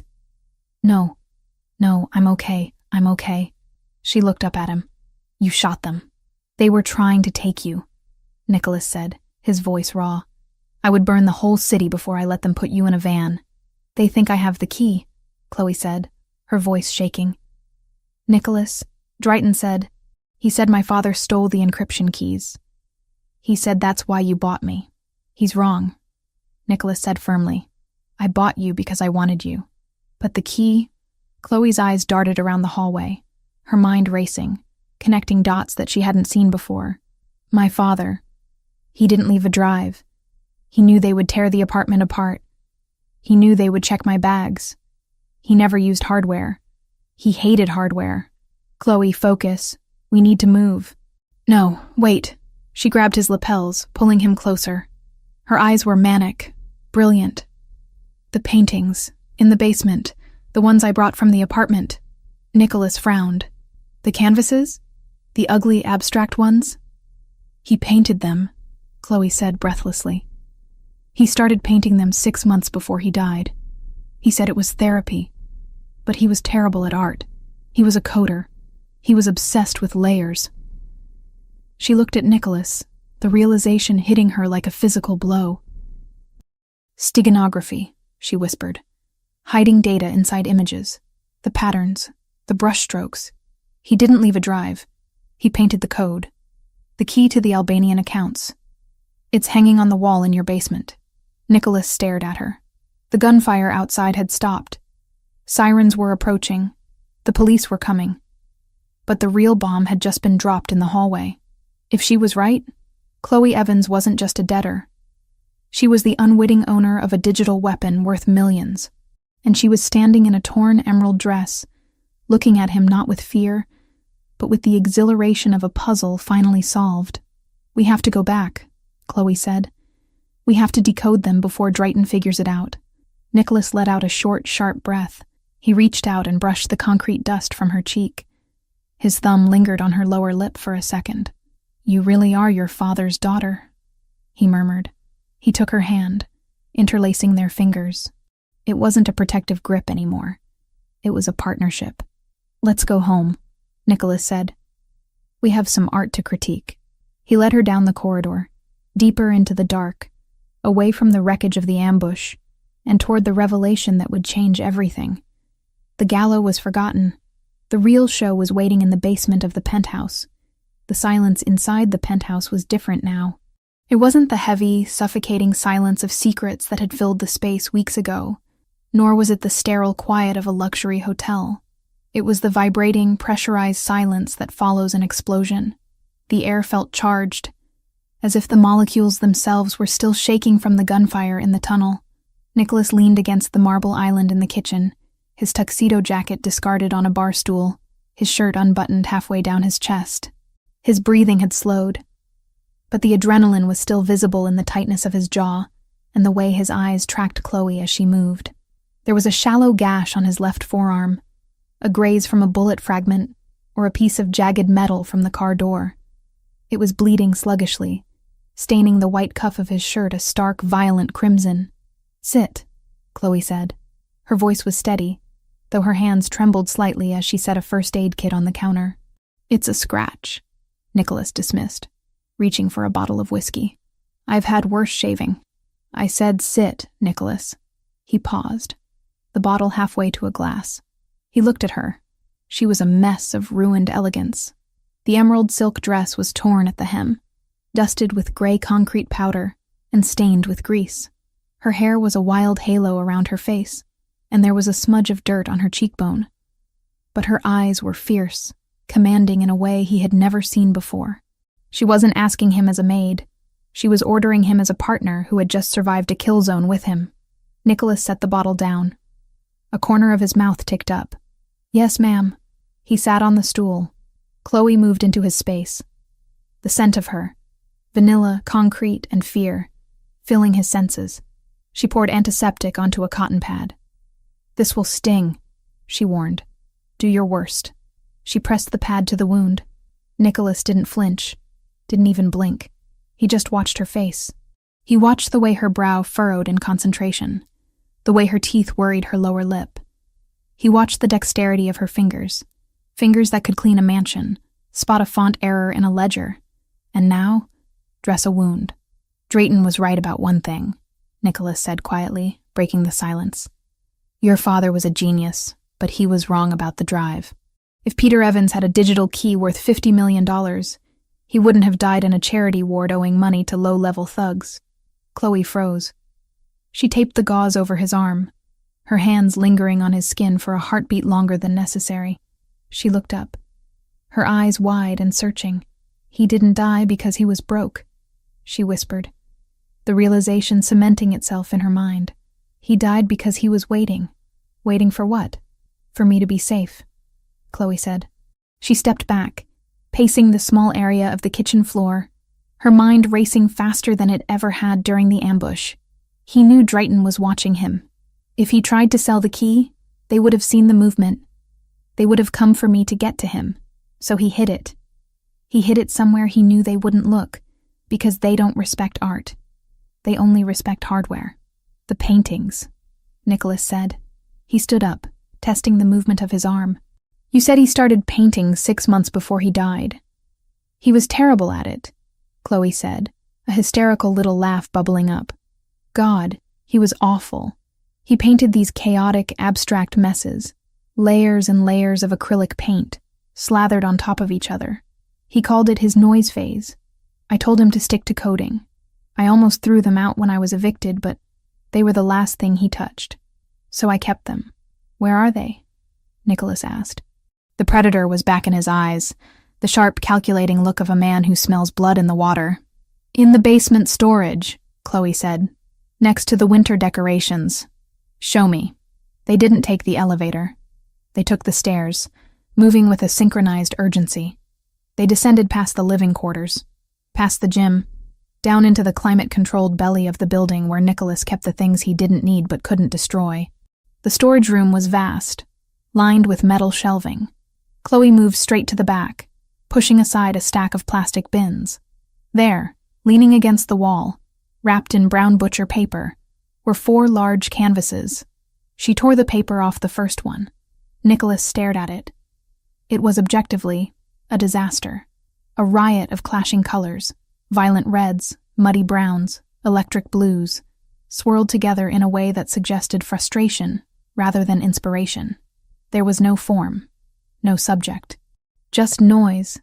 It looks like a migraine, Nicholas observed dryly. It's not art, Chloe murmured, running her hand over the textured surface. It's data. He used to talk about steganography, the practice of concealing a message within another message. He said the best hiding place is something so ugly, nobody wants to look at it twice. How do we read it? Nicholas asked. If it's painted over, the data is physical. Is it under the layers? No, Chloe said. She turned to him. Do you have a UV light or a blue light scanner? He used to mix fluorescent compounds into his pigments. He said he liked the way they glowed in the dark of the code. I have a forensic light source in the safe room, Nicholas said. Ethan uses it to sweep for biologicals. He left and returned 2 minutes later with a heavy handheld device. He handed it to Chloe. Do the honors. Chloe took the heavy light. Her thumb hovered over the switch. If she was wrong, her father really was just a gambling addict who died leaving her nothing but debt. If she was wrong, the last hour of gunfire and terror was for nothing. She flicked the switch. The room plunged into semi-darkness as the powerful ultraviolet beam cut through the air. She swept the light over the first painting. Nothing happened. Just the dull fluorescence of cheap acrylic paint. Her heart sank. Maybe I'm wrong. Maybe it was just noise. Try the next one, Nicholas commanded softly. He was standing right behind her, his presence a solid wall of heat and support. Don't stop. Chloe moved to the second canvas. Nothing. She moved to the third. A mess of grays and blacks. Nothing. It has to be here, she whispered, panic rising. She turned to the fourth canvas. It was the smallest one, a swirl of deep forest greens and blacks. Green. The color he had told her to wear, the color of her eyes. She raised the light. The beam hit the canvas. Instantly, the painting vanished.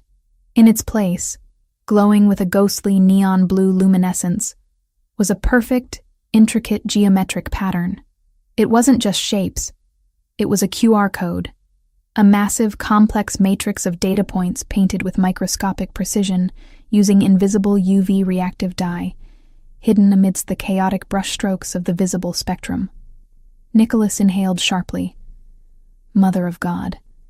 It's not a painting, Chloe breathed, stepping closer, mesmerized by the glowing blue light. It's a gateway. The code was impossibly detailed. It was a masterpiece of patience and steady hands. Her father hadn't spent his final months gambling.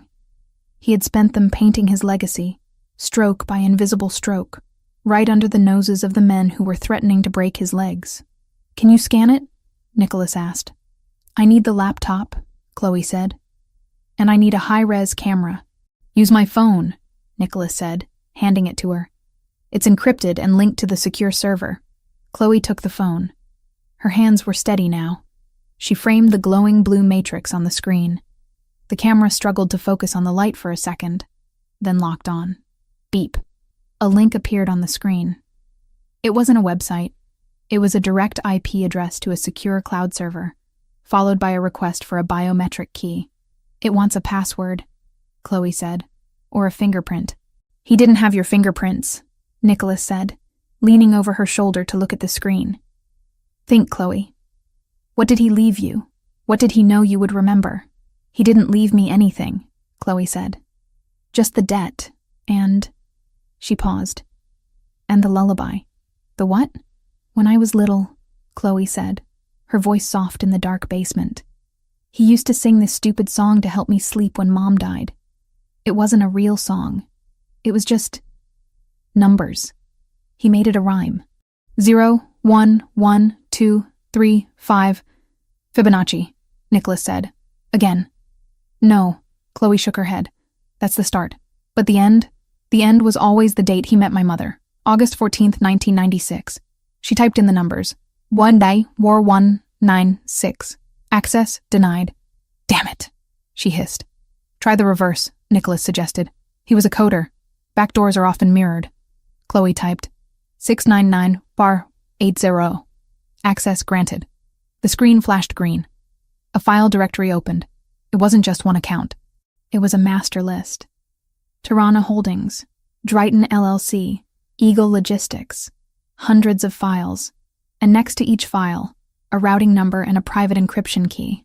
This is it, Chloe whispered, scrolling through the list. This is everything. Every dollar they laundered, every bribe they paid, every offshore account they hid from the IRS and the other families. It's all here. Nicholas, this isn't just the money. This is their entire operational history. Nicholas took the phone from her hand. He scrolled through the data, his eyes reflecting the blue glow of the screen. He saw the numbers. He saw the power. With a single click, he could drain their accounts. With another click, he could send this evidence to the FBI and have the entire Albanian faction indicted by morning. He stole the crown jewels, Nicholas murmured, and he hid them in a $3 canvas. He looked at Chloe. The UV light was still in her hand, casting strange shadows across her face. She looked exhausted, battered, and utterly triumphant. You realize what you just did? Nicholas asked. I finished the job, Chloe said. You ended a war, Nicholas corrected. With this, Drayton is dead. He just doesn't know it yet. I can bankrupt him before he wakes up. I can destroy his reputation, his leverage, his ability to pay his soldiers. By tomorrow noon, his own men will turn on him when their checks bounce. He turned off the phone screen. The darkness of the room returned, save for the eerie glow of the UV flashlight Chloe was holding. You're free, Nicholas said. Truly free. The debt is irrelevant now. The value of this data covers your 150,000 1,000 times over. You can take your cut, go to Paris, buy a villa, and never look back. It was the same offer he had planned to make later. But saying it now, in the dark, felt different. It felt like a test. Chloe clicked the flashlight off. Pitch blackness swallowed them. I don't want Paris. Her voice came from the dark, closer than he expected. Nicholas didn't move. What do you want? I want to see you destroy them, Chloe said. I want to be there when you hit enter. I want to watch the balance hit 0. Nicholas reached out in the darkness. His hand found her waist. The silk was torn, exposing the skin of her side. It was warm, soft, and alive. You have a vengeful streak, Chloe Evans, he murmured. I learned from the best, she whispered back. The air between them crackled. The intellectual intimacy of the last week, the terror of the tunnel, the shared adrenaline of the discovery. It all coalesced into a single, undeniable point of gravity. Nicholas pulled her in. There was no hesitation this time. No employee handbook to consider. No boundaries. They were two people standing on top of a conquered empire. He kissed her. It wasn't gentle. It was a collision. It was the taste of whiskey, copper, and victory. Nicholas's hand tangled in her hair, pulling her head back to deepen the kiss, devouring the sound she made in her throat. Chloe's hands, no longer shaking, gripped the lapels of his ruined tuxedo jacket, pulling him closer, anchoring herself to him. He lifted her, effortlessly, sitting her on the edge of a metal shelf. Her legs wrapped around his waist, the torn dress riding up. The cool metal pressed against her skin, contrasting with the searing heat of his body. "Nicholas," she gasped against his mouth. "I told you," he growled, trailing kisses down the column of her throat, finding the pulse that beat frantically there. "I don't let people touch what's mine. I'm not a possession," she breathed, her fingers digging into his shoulders. He stopped. He looked up at her in the shadows, his eyes adjusting enough to see the fire in hers. "No," he agreed, his voice rough. "Possessions are replaceable. You aren't." He kissed her again, slower this time, with a possessive, deliberate intensity that made her knees weak. It was a promise. It was a claim. "Upstairs," he commanded, pulling back slightly. "Not here. Not in a basement. The drive." Chloe gestured vaguely to the phone. "It's safe. It's in the cloud now," Nicholas said. He gripped her waist and lifted her down, but he didn't let go. He kept her pressed against him as they walked back to the stairs. "Tonight, the war waits. Tonight, we celebrate the victory." They ascended the stairs, leaving the ugly paintings and the invisible millions in the dark. The journey up to the penthouse felt like an ascent to a throne. When they reached the hallway of the residential wing, Nicholas didn't guide her to her room in the east wing. He guided her to the double doors at the end of the hall, the master suite. He kicked the door open. The room was vast, dominated by a king-sized bed and a wall of windows overlooking the city they had just brought to its knees. Nicholas stopped in the center of the room. He reached out and touched the zipper of her dress. "This dress," he murmured, the sound vibrating against her skin. "I told you to burn the uniform. I think this one needs to go too." "It's ruined anyway," Chloe whispered, stepping out of her heels. "Then let's finish it," Nicholas said. He lowered the zipper. The green silk fell to the floor in a whisper of fabric, leaving her standing in the moonlight, stripped of everything but her courage. Nicholas looked at her, and for the first time, Chloe didn't feel invisible. She felt like the only thing in the world that mattered. He took off his jacket, tossing it onto a chair. He pulled her onto the bed, covering her body with his. The weight of him grounding her, protecting her, claiming her. "Partners," she whispered into the dark. A final condition. Nicholas kissed her forehead, then her lips. Partners. And as the city slept below them, unaware of the shift in power that had just occurred in a basement, Nicholas Richetti and Chloe Evans sealed their alliance in the only way left to them, with skin and breath, and a desperate, consuming need that had nothing to do with money and everything to do with survival. The dawn that broke over Manhattan was gray and steel-hard, mirroring the resolve that had settled in the master suite of the Richetti penthouse. The intimacy of the night before, the frantic, life-affirming collision of skin and breath, had not softened Nicholas. If anything, it had sharpened him. He moved through the room with the precise, predatory energy of a tiger that had finally decided to stop pacing and start hunting. Chloe sat on the edge of the massive bed, wrapped in a black silk sheet. She watched him dress. He wasn't putting on a suit today. He pulled on dark tactical trousers, heavy boots, and a fitted black thermal shirt that emphasized the breadth of his shoulders. He looked less like a CEO and more like the warlord Drayton accused him of being. He walked to the wall safe, the keypad beeping softly under his fingers. He pulled out a sleek, matte black device. It wasn't a gun. He turned and walked to the bed, holding it out to her. "Take it," Nicholas said. Chloe let the sheet slip, reaching out to grasp the object. It was heavy, cold, and hummed with a latent electric threat. A taser. Military grade. "Safety is here," Nicholas said, guiding her thumb to the switch. His voice was low, devoid of the softness he had shown her in the dark hours of the morning. "Flick it down. Aim for the center mass. If he's close, shove it into his neck. Hold the trigger for 5 seconds. Do not let go until he drops. Do you understand?" "I understand," Chloe said. testing the weight of it in her hand. 5 seconds. It will feel like a lifetime, Nicholas warned. But if you hesitate, if you flinch, he will take it from you. I won't flinch. Nicholas studied her. She was bruised, her hair was a mess, and she was holding a weapon. But she didn't look afraid. She looked ready. He nodded, satisfied, and turned back to the safe to retrieve his own equipment. A pair of suppression-ready handguns, and a small silver USB drive. The drive, Chloe noted. A decoy, Nicholas explained, slipping it into his pocket. It's loaded with a rootkit virus. If they plug it in, it fries their hardware, but they won't get the chance to plug it in. The goal isn't to give them data. The goal is to keep them in the room long enough for the cavalry to arrive. The FBI? My contacts at the Bureau received an anonymous tip 10 minutes ago, Nicholas said, checking his watch. Encrypted files linking Drayton's crew to human trafficking, narcotics, and the attempted murder of a prominent businessman last night, along with GPS coordinates for a meeting taking place at 10 a.m. in the Navy Yard. You're turning him in, Chloe said, standing up and letting the sheet fall to the floor. She walked to the closet where her new clothes, the ones Nicholas had ordered for her new station, were hanging. She chose black jeans and a dark turtleneck. Practical, invisible, lethal.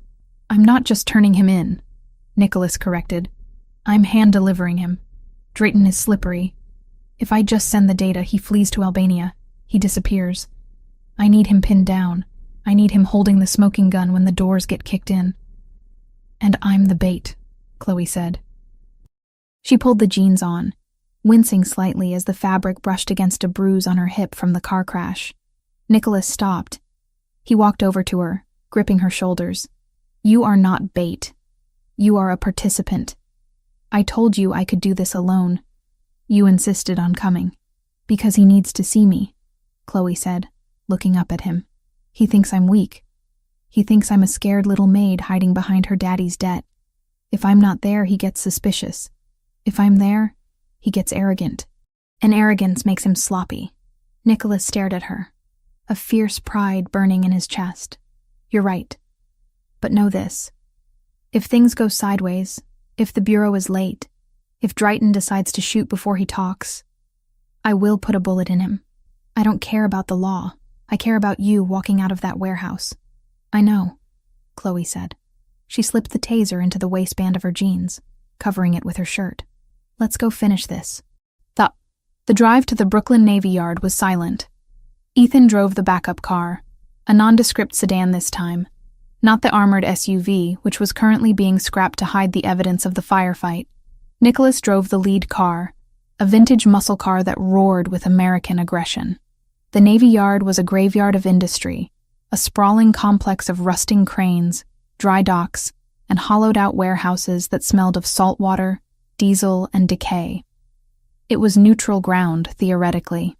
In practice, it was a place where screams were swallowed by the wind coming off the East River. They pulled up to Warehouse 4B. It was a cavernous brick structure with shattered windows high up near the roofline. A single black van was parked out front. He's here, Nicholas said, killing the engine. He looked at Chloe. Last chance to stay in the car. Not happening, Chloe said. She opened her door before he could argue. The wind off the river was biting, whipping Chloe's hair across her face. She pushed it back, lifting her chin. She walked beside Nicholas, not behind him. They moved in sync, their footsteps echoing on the cracked concrete. The warehouse door rolled open with a screech of rusted metal. Inside, the space was vast and shadowed, illuminated by shafts of dusty light cutting through the gloom. In the center of the open floor, standing by a folding table, was Drayton. He was flanked by 4 men, the remnants of his crew after the tunnel ambush. He wore a bandage on his cheek where glass must have cut him, and his leather jacket creaked as he crossed his arms. He smiled when he saw them. It was a smile of oil and malice. "The happy couple," Drayton called out, his voice bouncing off the metal walls. "I'm surprised, Richetti. I didn't think you'd bring her. I thought you'd lock her in a tower." "She wanted to say goodbye," Nicholas said calmly, stopping 10 yards from the table. He didn't raise his hands. He stood with his arms loose at his sides, his jacket unbuttoned to reveal the shoulder holster. It was a statement. I am armed, and I am not hiding it. Brave, Drayton sneered. He looked at Chloe, his eyes raking over her form with a disgusting familiarity. You look different, cleaner. Did he buy you new clothes? Did he fix your hair? You're still just a rat's daughter, Chloe. You can dress it up, but you still smell like debt. Chloe felt a spike of cold rage, but she forced her face to remain blank. I have what you want, Drayton. Do you? Drayton uncrossed his arms. Step forward. Let me see it. Nicholas moved to intercept, but Chloe put a hand on his arm. It's okay, she murmured. She stepped forward, alone. She stopped 5 feet from the table. She reached into her pocket and pulled out the silver USB drive. It glinted in the dim light. The master key, she lied, her voice steady. The encryption codes for the offshore accounts, the routing numbers, the blackmail files, it's all here. Drayton's eyes widened. Greed, naked and ugly, washed over his face. He licked his lips. Hand it over. The debt is cleared, Chloe said, holding the drive tight. You take this, and you vanish. You never say my name again. You never come near me again. Or Nicholas destroys you. Drayton laughed. Destroy me? With what? I have the leverage now. He gestured to his men. They raised their assault rifles, aiming them at Nicholas. You think you're in a position to negotiate, little girl? You're in my house now. We had a deal, Nicholas said, his voice dropping to a dangerous rumble. The drive for peace. Deals change, Drayton said. He stepped around the table, moving toward Chloe. I take the drive. I kill you, Richetti, because you're a nuisance. And I take the girl. She's proved she's useful. Maybe she can find more lost treasures for me. He was close now. Too close. He was breaking the perimeter. Give it to me, Drayton demanded, reaching out his hand. Chloe looked at the drive, then at Drayton. She saw the confidence in his eyes, the absolute certainty that he had won. Okay, she whispered. She tossed the drive. It wasn't a gentle toss. She threw it high, over his head, toward the back of the warehouse. What the... Drayton's head snapped up, his eyes following the silver arc of the metal. His reflex was to lunge for it, to catch the fortune before it hit the dirty floor.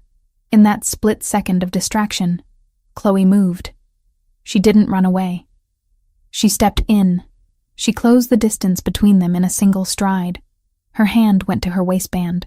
She drew the black device Nicholas had given her. She didn't hesitate.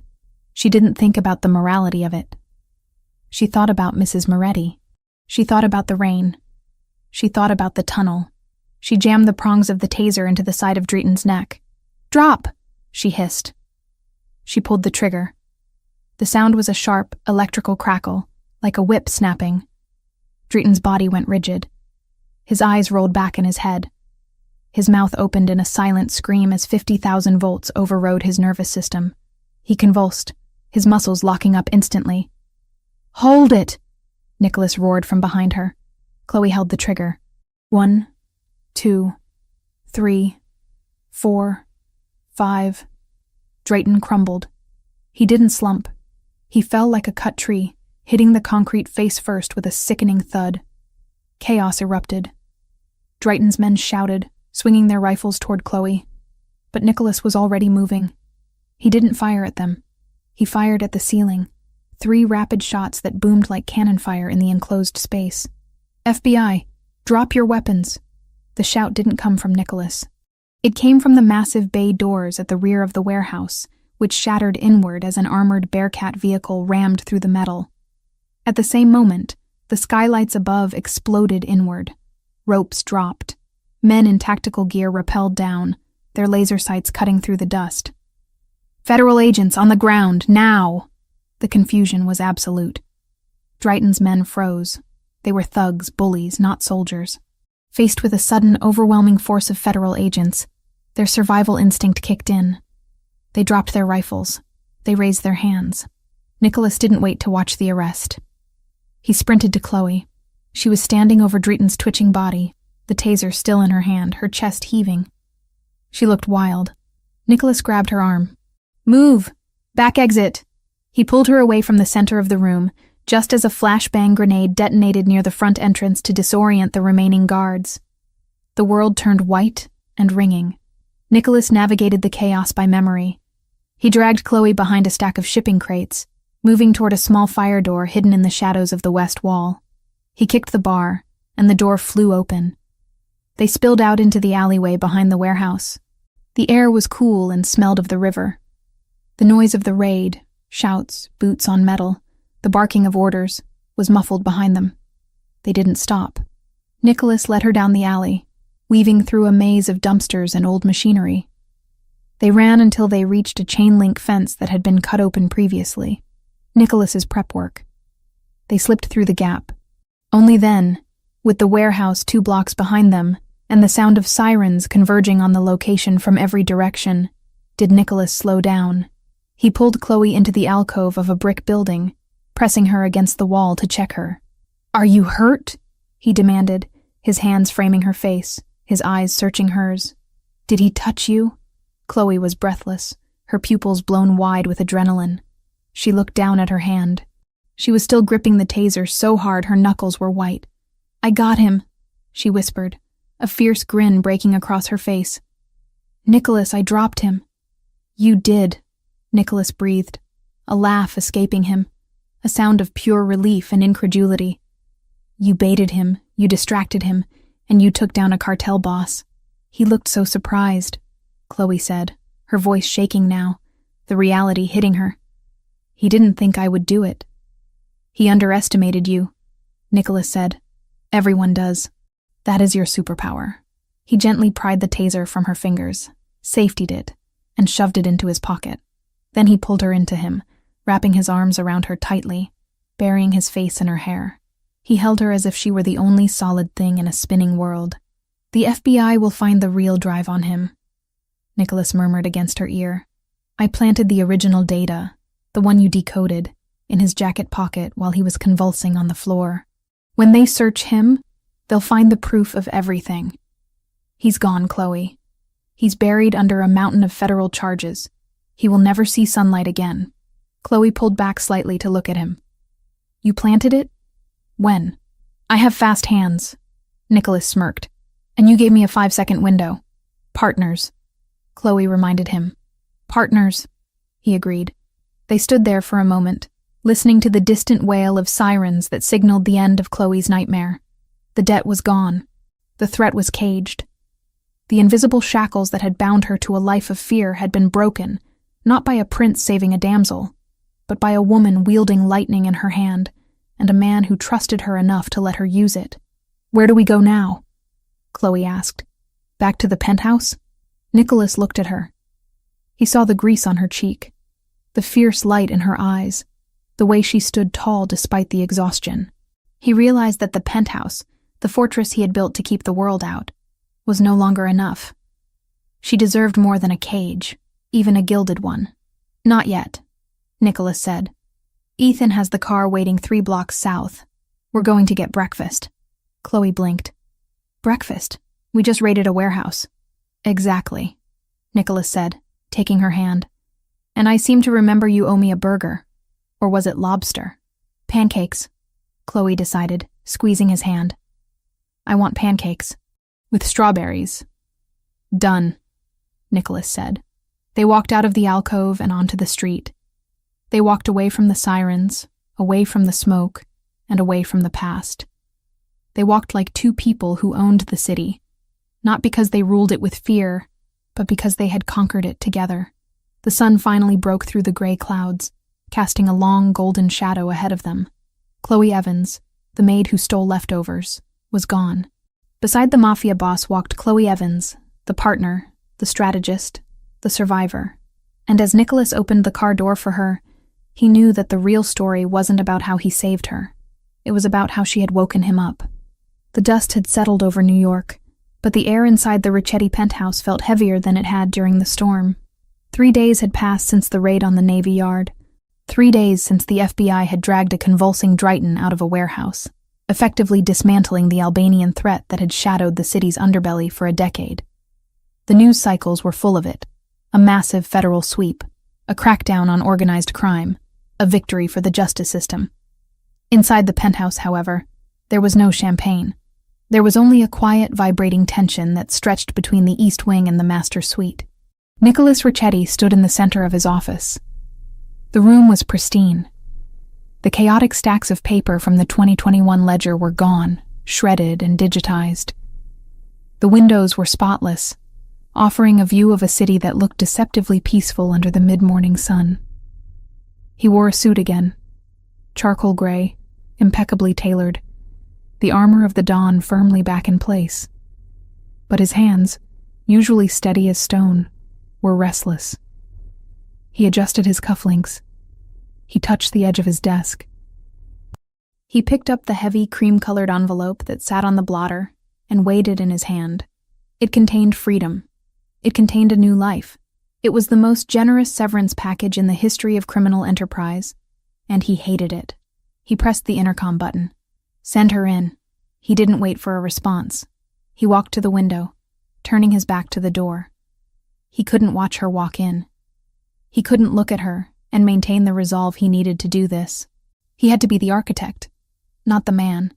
The architect knew that a woman like Chloe Evans, brilliant, brave, and fundamentally good, did not belong in a world where bulletproof glass was a necessity, not a luxury. He had used her to catch a thief. He had used her to crush an enemy. The transaction was complete. The door opened. The soft click of the latch was followed by the sound of footsteps. They weren't the hesitant, shuffling steps of the maid who had stolen leftovers. They were the confident, rhythmic strikes of heels on hardwood. "You wanted to see me, Nicholas?" Her voice was clear, lacking the tremor of fear that used to define her presence in this room. Nicholas took a breath, steeling himself, and turned around. Chloe stood near the leather chairs. She was wearing the green silk dress again. Not the ruined one, but a replacement he had ordered, slightly different in cut, but identical in impact. It brought out the fire in her eyes. She looked like she belonged there, standing amidst the mahogany and the power. That was exactly why she had to leave. If she stayed, she would become a target again. If she stayed, he would never let her go. "Sit down, Chloe." She didn't move. She crossed her arms, tilting her head slightly. "I prefer to stand." "You look serious. Is there a new anomaly in the accounts?" "I was reviewing the 2023 projections this morning, and the marketing budget for the legitimate shipping arm seems inflated." "The accounts are fine," Nicholas said. He walked around the desk, holding the envelope. "The accounts are perfect, thanks to you." "Then what is it?" Nicholas extended the envelope toward her. "This is for you." Chloe looked at the packet, then at his face. Her expression shifted from professional curiosity to guarded suspicion. She didn't reach for it. "What is it?" she asked again. "Open it." She hesitated, then stepped forward and took the envelope. She broke the wax seal, the Ricchetti crest, and pulled out the documents inside. Nicholas watched her eyes scan the pages. He saw the moment the realization hit her. Her breath hitched. Her fingers tightened on the thick, expensive paper. It was a deed, a title for a fully furnished apartment in the 7th arrondissement of Paris, overlooking the Seine. Beneath it was a bank draft for $2 million, listed as a consulting bonus. And beneath that, a complete expungement of her debt, notarized and filed. "Paris," she whispered. "It's turnkey," Nicholas said, his voice flat, professional. "The apartment is in your name. The account is untraceable. You can start your design firm there. You speak enough French to get by, and your talent will do the rest. You can leave tonight. The jet is fueled and waiting at Teterboro." Chloe slowly lowered the papers. She didn't look happy. She didn't look relieved. She looked at him with a confusion that was rapidly hardening into anger. "You're firing me," she stated. "I am liberating you," Nicholas corrected. "The threat is gone. Drayton is in federal custody and will likely die in prison. Your father's debt is paid. You are free, Chloe. You don't have to clean floors. You don't have to look for font errors. You don't have to sleep in a house with armed guards at the door." "I see," she said. Her voice was dangerously quiet. "And did you ask me if I wanted to go to Paris?" "It doesn't matter what you want," Nicholas said, gripping the edge of his desk until his knuckles turned white. "It matters what is safe. You saw what happened in the tunnel. You saw the violence. That is my life, Chloe. It wasn't an anomaly. It was a Tuesday. You are a civilian. You have a gift for order, for beauty. You don't belong in the mud with me. So you're making the decision for me, Chloe said. She took a step closer, the papers crinkling in her grip. Just like Drayton made decisions for me. Just like my father made decisions for me. I am giving you the world, Nicholas snapped, his control fraying. Take the money, go to Europe, find a nice boring man who doesn't keep a submachine gun in his glove box. Be happy. Chloe stared at him. The silence stretched, thin and taut as a wire. Then she laughed. It wasn't a bitter laugh. It was a sound of absolute incredulity. You idiot, she said. Nicholas blinked, stunned. No one called him an idiot. Not even his enemies. Excuse me? You think this is about safety? Chloe asked, shaking the papers at him. You think I'm scared of the tunnel? Nicholas, I grew up terrified every single day. I lived in a building where drug deals happened in the lobby. I starved myself to pay a debt I didn't owe. I lived in fear for years. The only time in my entire life I haven't felt afraid was when I was standing next to you. I put a target on your back, Nicholas argued. No, Chloe countered fiercely. You gave me a weapon. You gave me the taser. You gave me the laptop. You gave me agency. For the first time, I wasn't a victim. I was a player. She looked down at the deed to the Paris apartment. It represented everything a sane person should want. Safety, distance, luxury. She looked back at Nicholas. She saw the pain in his eyes, the self-loathing that drove him to push her away. He thought he was saving her from himself. I don't want Paris, she said clearly. Chloe, I don't want a view of the Seine. I don't want to design logos for coffee shops in a city where I don't know anyone. She took the heavy packet of documents in both hands. She didn't break eye contact. With a sharp, violent motion, she tore the papers in half.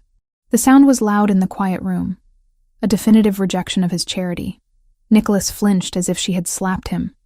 She put the halves together and tore them again. Quarters, eighths. She shredded the $2 million and the European dream until they were nothing but confetti in her hands. She let the pieces fall to the floor, scattering over the Persian rug like snow. I'm not going anywhere, she said. You are throwing away a lifeline, Nicholas rasped, staring at the ruined papers. I am choosing my life. Chloe stepped over the debris, closing the distance between them. She stopped inches from him, invading his space, forcing him to acknowledge her not as a liability, but as an equal. I spent my whole life cleaning up other people's messes. My father's mess, the Drayton mess, even your mess in the archives. I'm good at it, Nicholas. I see the patterns you miss. You need me. I don't need anyone, Nicholas lied, but his voice lacked conviction. Liar, Chloe whispered. She reached out and placed her hand on his chest, right over his heart. She could feel it hammering against his ribs, betraying his stoic facade. You need someone who knows the code. You need someone who can look at your empire and see where the cracks are before they break. And more importantly, you need someone who knows who you are and doesn't flinch. She looked up at him, her green eyes fierce and open. I saw you in the rain. I saw you in the basement. I saw you with Mrs. Moretti. I know the monster, Nicholas. And I know the man. I choose both. Nicholas looked down at her. He felt his defenses crumbling, brick by brick. He had spent years building walls to keep people out, to keep himself isolated and efficient. But this woman had simply walked through them, armed with nothing but a Tupperware container and a brilliant mind. It's dangerous, he warned one last time, a desperate attempt to be noble. It will never be safe. There will always be another Drayton, another war. Then we fight it, Chloe said. Together. I don't want to be kept in a tower, Nicholas. I want to help you build the walls. She grabbed his lapels, pulling him down toward her. I'm not the maid anymore. I'm not the victim. I'm the partner. Accept it. Nicholas let out a long, shuddering breath. He raised his hands and cupped her face, his thumbs tracing the line of her jaw. He looked at the mess on the floor, the millions of dollars she had destroyed just to stay with him. You are insane, he murmured, admiration coloring his tone. Absolute chaos. I learned from the best, she smiled. Okay, Nicholas whispered. He lowered his forehead to rest against hers. No Paris, no exit strategy. You stay, you work, you fight. And I love, Chloe added softly. I do that too. Nicholas froze for a second, then crushed her mouth to his. It wasn't the desperate kiss of the tunnel, or the hungry kiss of the basement. It was a seal, a vow. It was the acceptance of a future he hadn't thought he was allowed to have.